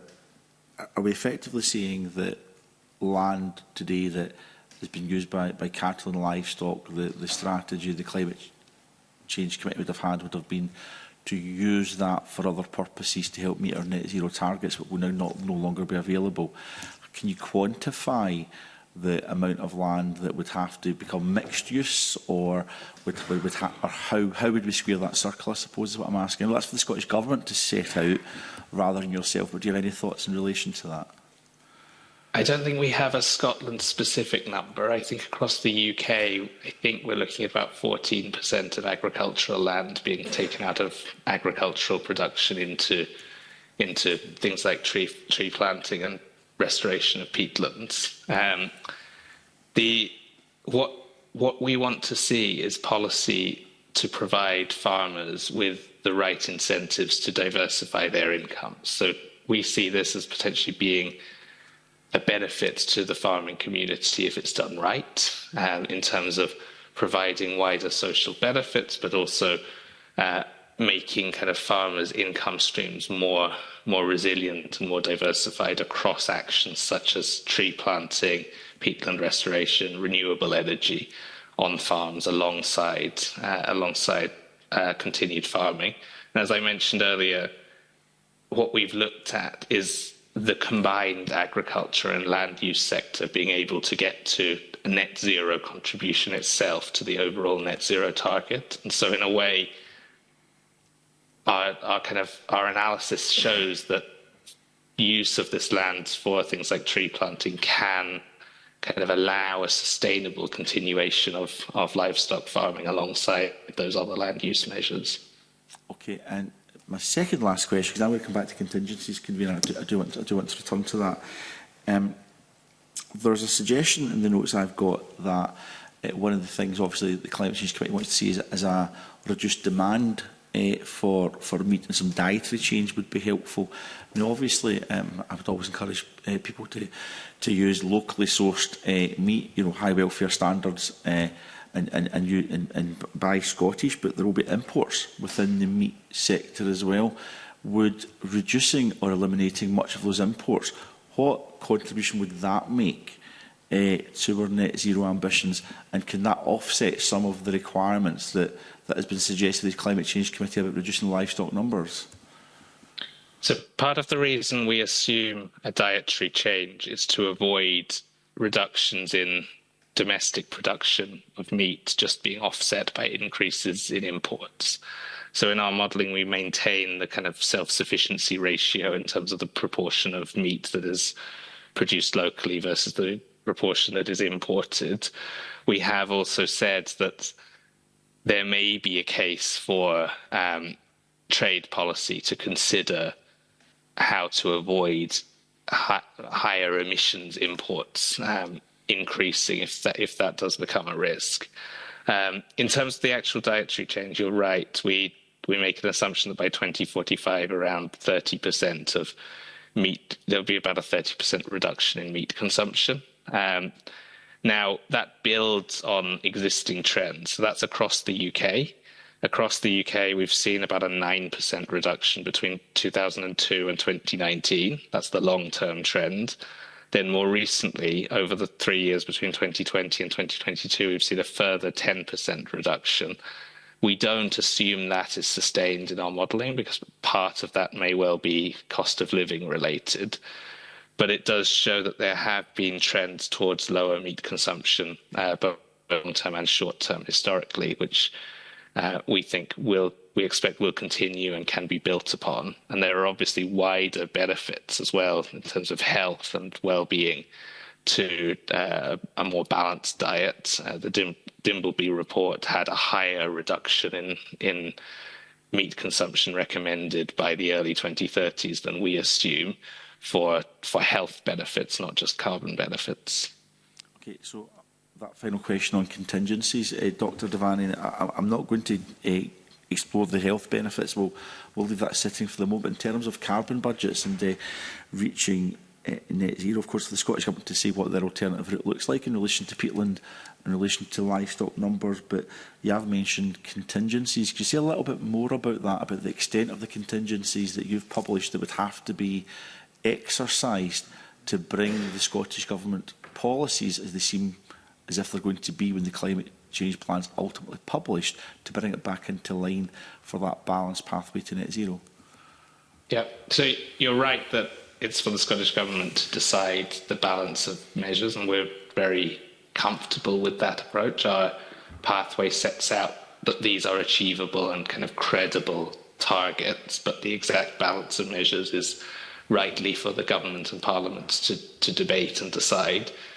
We have talked about specific contingencies that might be particularly relevant to Scotland, building on the modelling we did for our UK advice. The first of these that we mentioned was the one we talked about earlier, which is going further on car kilometre reduction. There may be scope to go take that 6% up to about 8% based on the evidence we see in the across Europe. We've also talked about potentially scrappage schemes, again mentioned earlier, both on the vehicle side but also the heating side. Again, those are not in our core pathway, but they could be options to go further. And it's worth noting actually here that our modelling of technology uptake assumes reaching kind of 100% low carbon technologies by 2050 rather than 2045. So the Scottish Government has the opportunity to push to get that transition to heat pumps, for instance, completed slightly earlier, which would give higher emissions reductions. I know in the indicative statement, the Scottish Government has also talked about tree planting as being an option to go further, as well as engineered removals. On the tree planting side, we've seen a very good year in 2023 and 2024, where planting rates increased quite a lot, but then they dropped back again with budgets being cut. So I think there's cause for hope there, but a need for consistent long-term confidence in the funding if that is to take place. That's very helpful. Thank you. No further questions. Thanks, Bob. Mark, I think you've got some questions here.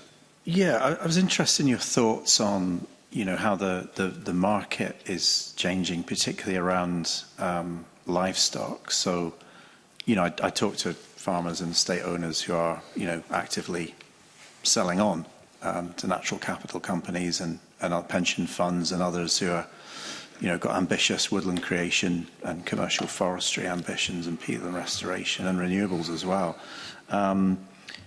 Obviously, if you want to comment on this, I'm not sure, but obviously there is a political difficulty that the government probably has in terms of, providing a target for livestock reduction. But I'm wondering to what extent it's implicit in the way the market is going that there will be that livestock reduction anyway, because the market in woodland creation and natural capital is still early days, but clearly it's going to grow over time. So, is there a bit of kind of smoke and mirrors here in that government saying, we're not going to reduce the livestock numbers, but actually it's kind of implicit in everything else that is in there that that's going to happen anyway. And it feels a little bit like what you're saying about diet. Nobody wants to call it and say, oh, we're going to be eating less meat because that, that might sound a bit sort of extreme, but actually it's happening anyway.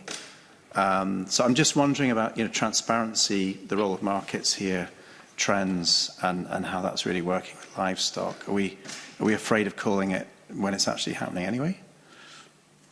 So the way we frame this in our advice is twofold. One is we think farmers and land managers need to be appropriately incentivized to. Sorry, I'm not sure if my connection is cutting out. Can you still hear me? It is a bit. Do you want to just start that answer again? Because it was a bit juddery. I'll start that answer again. We've got you now. Yes, I thought so. Cool. So yes, the way we frame this in our advice is twofold. One is that we think farmers and land managers need to be incentivized to diversify their income streams to a wider range of activities than just livestock farming. And we've spoken to the NFU and other farming groups throughout the process of our advice. And I think you're right that a lot of this is happening, that farmers recognise the benefits that it can bring to their land from taking alternative actions on some of their land. So I think that you're right, there is some extent to which this sort of action is happening already. The second avenue, the second approach we set out is on the dietary change, where we're not saying that we will tell people what to do or anything like that. What we're saying, and what came out clearly from our citizens panel work, was that people want to have choices available, and they want those choices to be affordable. They want them to be attractive in terms of taste and texture and quality. And if those conditions are in place, then people are quite willing to make alternative dietary choices. And so we want those conditions to be put in place in terms of making alternatives to meat widely available within supermarkets, within ready meals, etc., in order for people to have that choice. Okay, thanks. Great. I've got a couple of questions here. One of my concerns is the herd reduction in Scotland has been going on apace for many years, and it's actually naturally been decreasing, which is what Mark has suggested by what he's saying. The problem is reducing livestock numbers will undoubtedly affect those small-scale producers who no longer feel it's possible to continue farming if the returns from their animals are reduced because they're being asked to keep less. So it will, in my opinion, disadvantage small-scale producers. Whereas where I support the government is they've made some movement to calving interval and reducing that. But farmers as a whole have increased maternal traits of their cows, which means that less is driven by bags.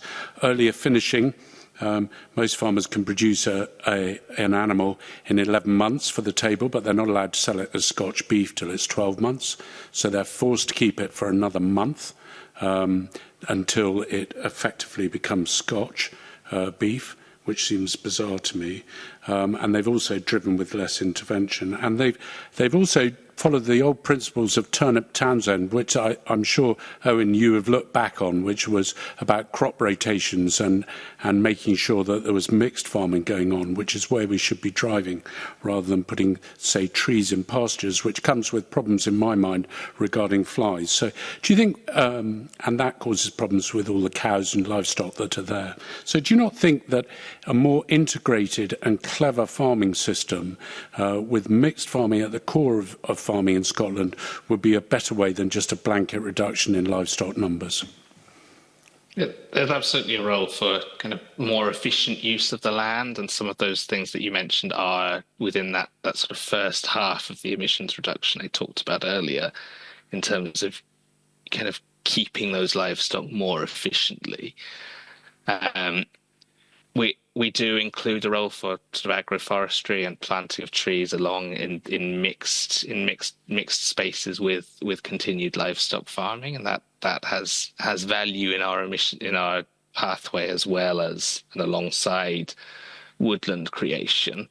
I suppose I would push back on describing what we're assuming as a blanket reduction in livestock numbers, because ultimately, what we think needs to happen is a sort of a means that gives farmers choices to take actions that sort of benefit their farm and their income streams. And so we did in our UK analysis look at the kind of options for policies and the kind of impacts that could have on farmers' returns on the land, and that showed that for many farmers, that policies could be designed that would mean that they would take more profit essentially from the land through a mixed approach, with some land being taken out of livestock production, but some land maybe being used for tree planting, renewables, or for mixed use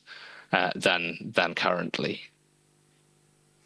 Okay, I have concerns with the principle that it is, because I don't think it's detailed enough. It's just too blanket in my mind, and it will, in my mind, also drive smaller farmers out of the market, because it will incentivise bigger farmers who can spread their costs for livestock numbers across more livestock over a larger area, and small farmers will be driven out. Does that not concern you? It obviously concerns the Scottish Government. I mean, we're keen to see this delivered in a way that supports rural communities and protects them as far as possible. So we would definitely recommend, and we would support consideration of the sort of small enterprise, small holding farmers as part of this, part of the design of policy for sure. Okay, I could get too involved in this, so I'm going to move to Kevin Stewart with the next question. Kevin. Thank you very much, Convener. And I would like to move on to carbon capture. You assert that Scotland has natural advantages which favoured development of engineered removals. Can you say a little bit more about those advantages and how the Acorn carbon capture project, why is it that it's on a later timescale than CCS projects in England? Scotland, of course, can do more, but it seems that the priority for engineered removals seem to be resting with the UK under this current Labour government when it comes to investment. So let me pick that up. In terms of the advantages, you've essentially got two key things. One is access to storage sites, and a lot of those are off the coast of Scotland. The other is a very large availability of renewable energy. Engineered removals is a very energy intensive process, particularly direct air capture. And so having those very large sources of low carbon electricity within Scotland makes it a suitable place, and you can use that energy for direct air capture instead of having to, ship that energy out. So we do think it is well located both geologically and from an inputs perspective. You're absolutely right that this is dependent on the development of carbon capture and storage technology. It needs those pipelines, it needs those stores to be developed. And as you say, the Acorn project is currently in tranche 2. We were encouraged to see that these development funding has been made available for tranche 2 in the UK government's recent spending review. But that still does put it behind tranche 1. We would hope to see that move rapidly forward. Obviously, you're always going to have somebody who's first and somebody who's second, but the person who's second doesn't have to be very far behind. And I think that will be the key question is, can tranche 2 be pushed forward at a rapid pace? In our modelling, it's available from 2030, and we would still hope to see that. That's technically feasible, and that would enable direct air capture and indeed wider uses of carbon capture within Scotland pretty rapidly. So that's certainly something that we would hope to see. So Scotland has been an afterthought for the UK government when it comes to carbon capture investment.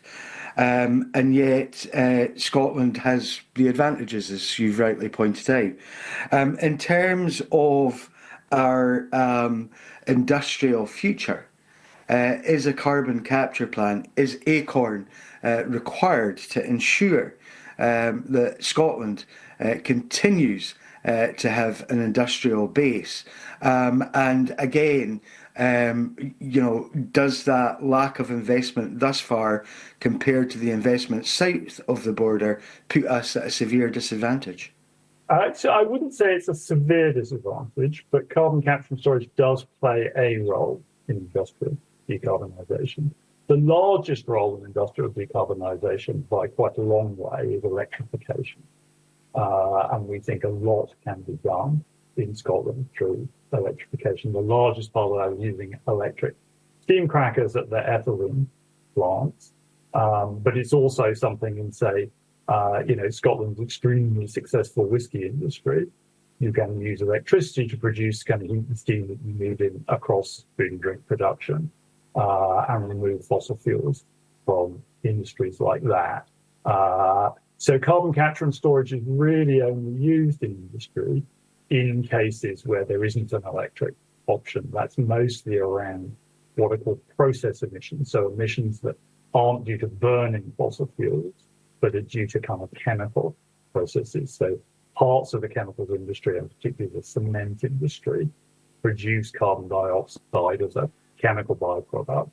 And for those, we see CCS as essential. That's a relatively small part of Scotland's overall industrial decarbonisation. But of course, it does need to be there for those industries. But I think electricity would be the place to start with decarbonisation of your industrial sector. You talked about the advantages of Scotland when it comes to carbon capture. Did the UK government, when it was formulating its investment plans, actually speak to you around about your thoughts on carbon capture and where investment should go? Or did they just go ahead and do their own thing, leaving Scotland as an afterthought again? So in terms of the decision around which projects went into tranche 1 or tranche 2, I'm afraid that was before my time at the Climate Change Commission, so I don't know whether those discussions were had. Certainly in terms of the recent spending review, we did have discussions with the UK government about our views on carbon capture and many other technologies. So the UK government was certainly well aware of our views on these things, and of course we had published our advice on the 7th carbon budget, and although only short before on Scotland's carbon budgets before that spending review. So we certainly make our views known at least to the UK government, but I can't comment on the specific tranche 1 versus tranche 2 decision. And in terms of your most recent views around about the spending review, did you highlight that Scotland was in a prime position for carbon capture projects? Yes, I mean, that's clearly stated in our advice, and we have made the point to the UK government on the importance of not just tranche 1, but also tranche 2 for carbon capture and storage. Thank you very much, Dr. Richardson. Thank you, Convener. Thank you, Kevin. I think, Douglas, you want to come in on that before I move to Mark. Yes, thank you, Camilla. Just to try and understand the importance of Acorn and getting to net zero, how much are we talking about in terms of percentage-wise of where we are just now of reaching net zero? How important is Acorn for that? How much carbon can it actually take from our emissions to actually meet our budget targets? So it's a relatively small proportion of the overall reduction in emission. I think what is important about it is that it's an essential part of some things that are essential to get to zero. So it's not that it's a large part of the overall emissions reduction. Broadly speaking, electricity and electrification make up about half of emissions reduction. And then everything else is the other half, of which CCS is a few percentage points. But if you don't have CCS, you can't do those engine renewables. You don't have CCS, you can't decarbonise the cement industry or those parts of the chemicals industry. And of course, if Peterhead were to go ahead and convert the CCS again, we need that CCS infrastructure in place. So it's one of those things that it's relatively niche in terms of quantum, but it is an essential part of how you get to net zero, because in the nature of net zero, you've got to do it all, right? So you have to have the technologies that enable the most difficult thing. Well, I guess it's net zero, not absolute zero. But in terms of, I'm just trying to understand what sort of percentage we're talking about. Is it 1%? Is it 5%? What is the sort of scale that it would take from our emissions? We do have that number. Do you have it? By 2045, engineered removals is about 10% of the total emissions reduction. On top of that, there'll be a small amount of CCS used in industry. I think it's about 16% of the industry sector.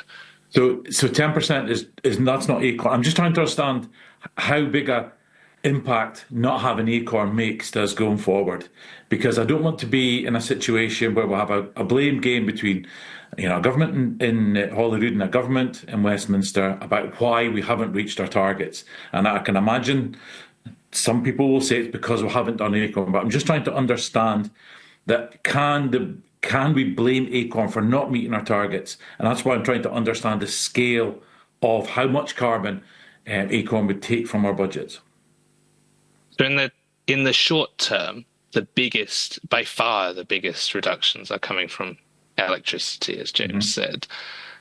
So in the kind of near term, the first and second carbon budgets, it's going to be a relatively niche in terms of the quantum size of things. By 2045, as you said, it's net zero, not absolute zero. The net in net zero is partly tree planting, but it's also partly engineered removals. And to do those engineered removals, you need that ability to capture and store carbon.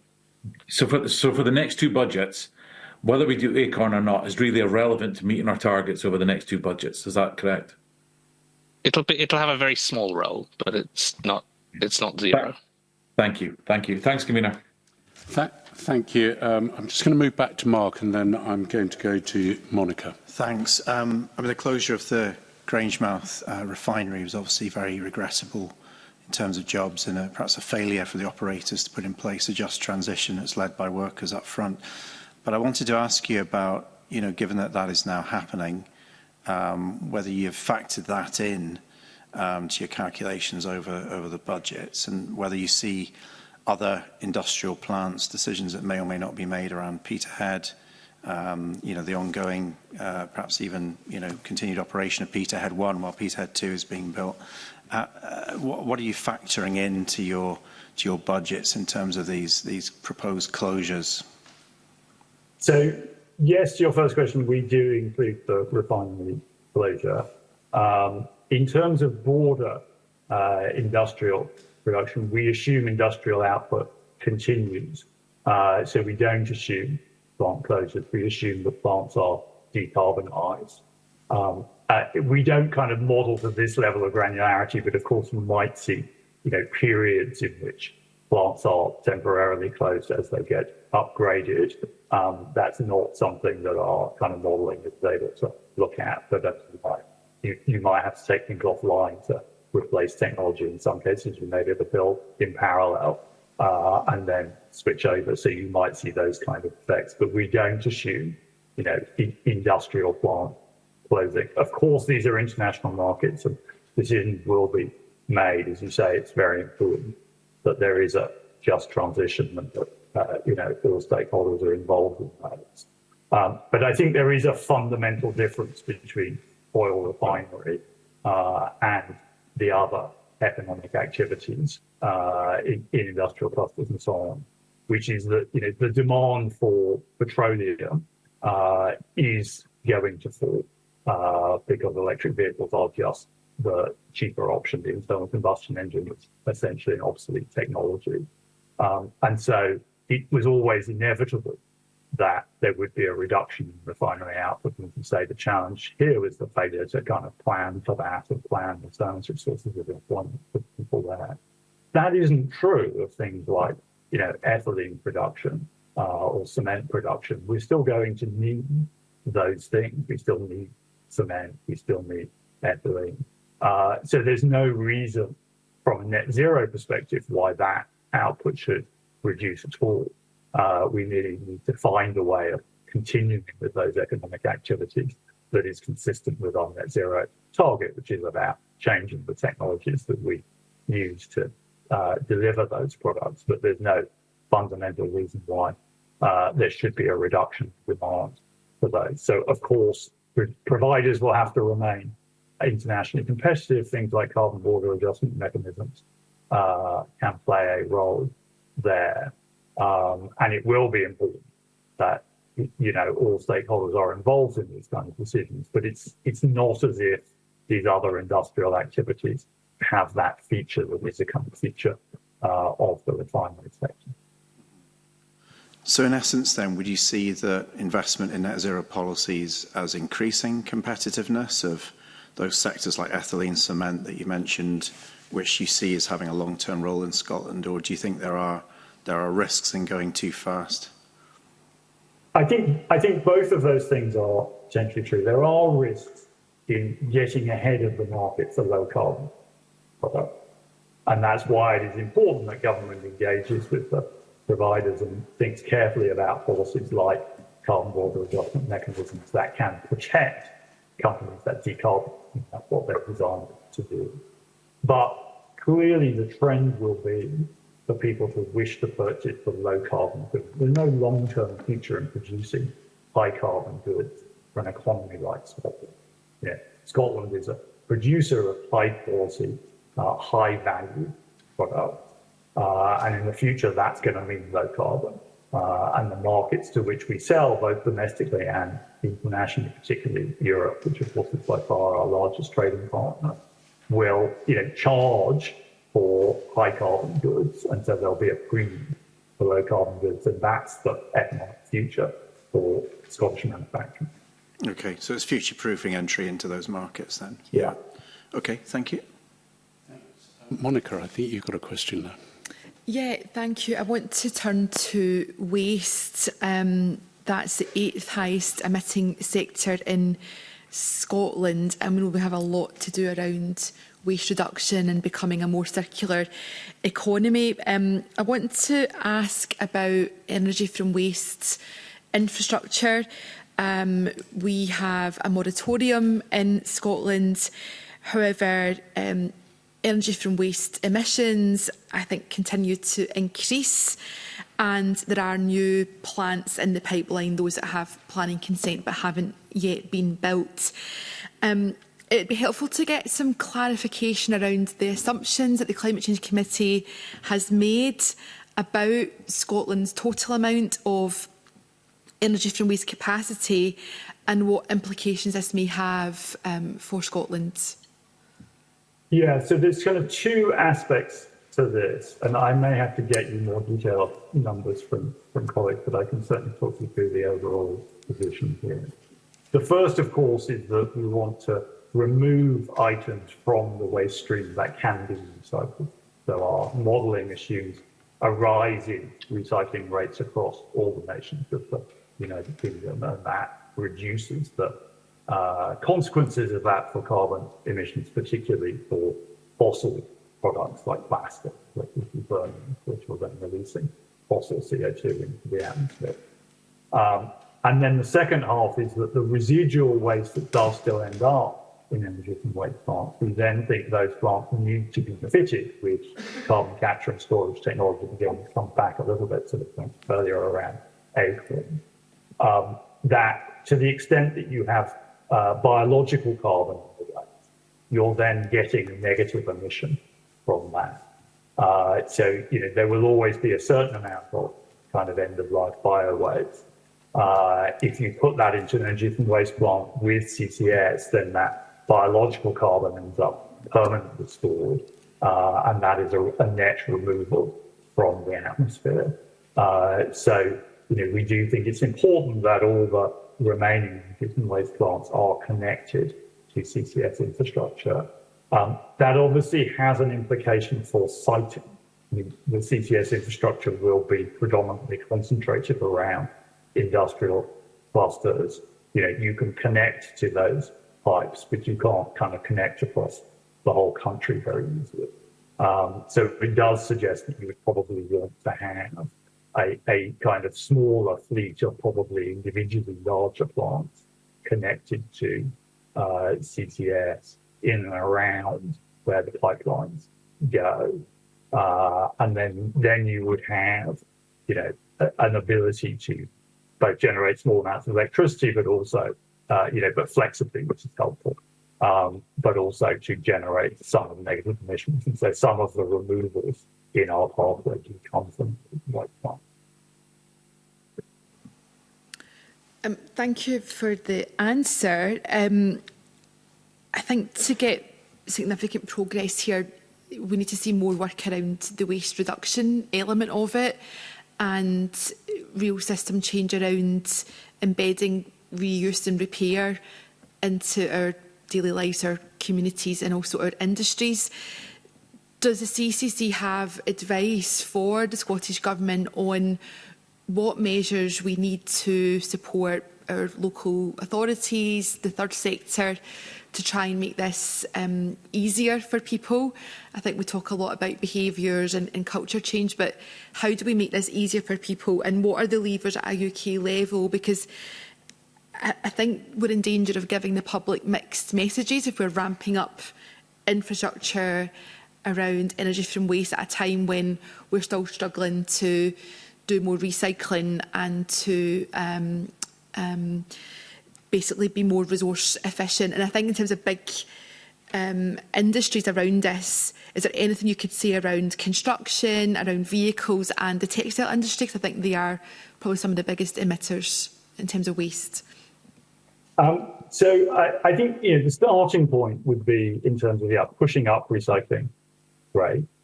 A lot of that is around the kind of simplicity of collection for households and kind of small businesses. So having kind of standardised systems across Scotland so that people know what can be recycled, what can't, standardised collections, and particularly collecting as much as possible from the curbside. These have been shown to be effective at driving up recycling rates. And working with local authorities who obviously have a lot of responsibility here, setting targets for individual local authorities, for example, proved very effective in Wales, which has the highest recycling rate within the United Kingdom and one of the highest recycling rates within the OECD. So there are certainly things that you can do, and I would advise the Scottish Government, if they're not already, to talk to the Welsh Government, who have been very successful at kind of pushing these measures. In terms of other sectors, so construction waste is a large volume of waste. Actually, most of that is inert. I mean, a lot of it is earth that we dig up and move, or existing kind of basically rock of one sort or another, including kind of existing concrete.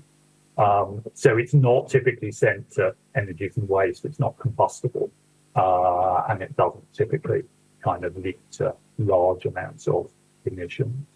And likewise, actually, the vehicle sector, yes, you have a lot of embedded emissions in a car from steel production. Nearly all of that steel is recycled in cars, so it is very important that we enable that. But actually, some of those goods are relatively easy to recycle. But it's important, of course, that they're all properly collected. Actually, one of the things that we are seeing in the UK as a whole is this move towards electric arc steel production. And that will make use of scrap material. So at the moment, we tend to export our scrap steel to other countries. In future, we should have demand for that domestically. So it should be possible to keep those kind of products in circulation. But yes, it's important that the business sector also, again, kind of targets clear regimes for recycling. And also things like, moving energy from waste into the emissions trading scheme, so pushing up the cost of alternatives to recycling is important here, because you have to make sure that it's economically cost effective to recycle materials. And that's something that the UK government has done that will help out as well. Thank you. And just very briefly, I know we're up against the clock now, but you mentioned Wales as a good example that the Scottish Government could learn from, I think, in relation to recycling. Can you just briefly touch on a few points about that, and what is it about Wales that you think is working well? Yeah, so it's mostly the things that I already talked about in terms of standardised collection, increasing collection at curb, working closely with the local authorities, setting targets for individual local authorities that kind of reflect their circumstances. I think those targets also had financial penalties associated with them, though I think they've managed to avoid having to actually levy them by working closely with the authorities to drive up the collection. And those things seem to have worked well in other countries that have higher recycling rates as well, like Germany. Thank you. Thank you. And I'm going to come back to you, Monica, at the end for one further question. I've been trying to push during this session to get an idea of costs involved to individual households. I think that if I've got this right, the estimate was it was going to cost 0.4% of GDP, is that right, per annum for the next 25 years. Probably be front-loaded at the beginning, and I think in your document you suggested that was about £750 million a year to the Scottish Government. It's clear on top of that there'll be additional costs for every household if they're going to reach the targets for heating and reducing or installing heat pumps, maybe using their car less, maybe replacing their cars. Is it unreasonable to say that based on the figures that you produced and some of the figures that we've heard today, that the cost per annum per household in Scotland to reach the target of net zero by 2045 may be on average £1,000 per household per year, every year for the next 25 years? So just to correct the point, the £750 million figure is the same as the 0.4% of GDP. It's not the cost of the Scottish Government, it's the total cost. So that is, in a sense, if you divided that through by the Scottish population, you would get the average cost. But that assumes that those costs are all incident to the Scottish population. And as I said at the beginning, that's true of, say, housing or cars. Obviously, the cost of decarbonising a house is going to fall to the person who owns the house or to the Scottish Government, but it's not going to fall outside of the borders of Scotland. But it's not true of all of those measures, particularly measures around things like engineered removals. The costs of those are, in our modelling, certainly borne by the polluters, and the polluters will be UK-wide. Scotland has a disproportionate share of the industry, but that doesn't mean a disproportionate share of the costs would fall to people in Scotland. The costs would fall. It's mostly driven actually by the aviation sector, so the costs would fall to people across the United Kingdom who are flying, rather than in that proportion to the people of Scotland. So I don't think you can just take that cost and say that's the cost to a Scottish household. And it's certainly not true that the cost is over and above that £750 million figure. That is the total cost that is borne within the geographical boundaries of Scotland. So, James, I sort of heard that question. I'm struggling with your sound today. I've been struggling. Oh, I'm sorry. Maybe it's the fact my new hearing aids I haven't quite got used to them, but I'm working on it. So what I'm trying to work out then, James, if you're going to refute the comments that I made, what is the cost per household in Scotland to reach net zero every year between now and 2045? What is your estimate cost? Yeah, so we haven't made an estimate of that. I think we should probably take that away and see what we can do on that. As I said at the beginning of the session, it does depend a good deal on policy decisions by the Scottish Government that we are still awaiting. We did look at this question UK-wide in terms of a comparison between 2025 and 2050. So it's a different comparison than exactly the one we've got. That suggested that households, on average, would save about £700 a year on the costs of motoring, and they would save about a further £700 a year on the cost of electricity and gas to the household. So that's heating, but also existing appliances.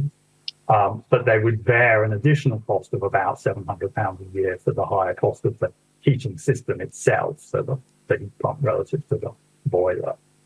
Those are without policy intervention. So that's not assuming support from the government. So by 2050, we would expect that household to be up on the deal by around £700 a year due to the greater efficiency of these technologies, allowing for the cost of the technologies themselves. As I say, that's a UK figure. It will be slightly different in Scotland, and I'm not sure exactly how closely to the Scotland figure we're able to model that. Unfortunately, the models that produce that are not granular enough to produce a purely Scottish figure, which is one of the reasons why we weren't able to do that. But we can have a look at those questions and see if we can give you a kind of order of magnitude. I think that would be very helpful. I think it'd be helpful, and I think people also know that, say, installing costs come all up front when the boiler breaks down, and you have to meet it all at once, and therefore you have to carry the interest. But I think, politicians are asking people to sign up to policies. I think individuals want to know the price of those policies. And of course, I would love to be in a position to say that in 2050 I'd be better off. I suspect by 2050 I won't be around to benefit. But on that basis, I'm going to go to Mark. I think you've got a question, and then I'm going to Monica. Yeah, I mean, I'm struck by just how important electrification is going to be across all areas of our lives, and I think it's quite striking. But beyond that, important UK government decision around electricity market reform, decoupling gas from electricity price, allowing CFDs to reduce cost over time, particularly new CFDs that you've outlined this morning. I'm wondering what householders can do and how householders can be supported to really reduce their electricity costs. I'm struck, for example, that the market is providing low-cost tariffs at the moment. Typically people are paying about 8.5 pence per kilowatt at night at the moment under EV tariffs, compared to maybe 25 to 30 pence per kilowatt during the day. So I'm just thinking, what kind of supplementary measures can government support people with? Battery storage, for example, in the home would clearly enable people to shift a great proportion of their electricity consumption to night time, where they could sign up for those far cheaper rates, and that might have a benefit. So I don't know what this should look like for householders and consumers, but it feels like beyond that big question around electricity market reform, which householders are not able to influence, like what measures people can take in their homes and what government should be doing to support people in that journey. Yeah, I think there are big opportunities in flexibility, as you have said, because yes, the price of electricity varies through the day. It's much more expensive at peak in the wholesale market, which reflects the underlying reliance on more expensive plant at that time, much cheaper at night.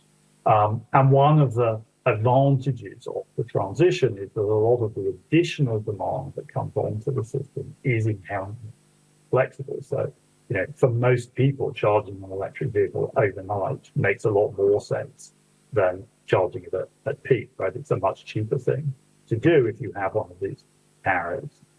Most people drive around 20 miles a day. Even people in rural areas mostly drive less than 30 miles a day. A typical electric vehicle might have a charge of kind of 200 to 300 miles. So most people have plenty of flexibility about when they charge and can charge on cheaper rates. It's also possible for a considerable number of households, though I should stress not all, to use heat pumps flexibly. You can essentially store heat in the house by heating the house a bit before peak and then turning down the heat during the peak period, not necessarily turning it off. And heat pumps work very well like that. So again, you can avoid heat. And you also talked about batteries. I have a battery in my lot that allows me to do that. I combine it with solar panels that may be less economically efficient in some parts of Scotland, but again, in some parts it would be viable. Solar panels, particularly on new builds, are extremely cheap these days.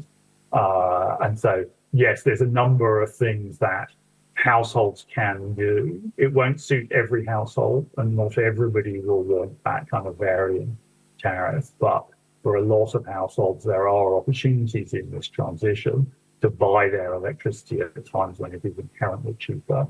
And I should say that also reduces the need to build a certain amount of assets, that almost certainly reduces bills for everybody else as well. I mean, the exact workings of the market, of course, are complex, but if we need to build, fewer transmission and distribution assets because people are using their electricity more efficiently, there's probably a saving there for people who aren't making use of it, even if the biggest saving is for the people who are. Yeah.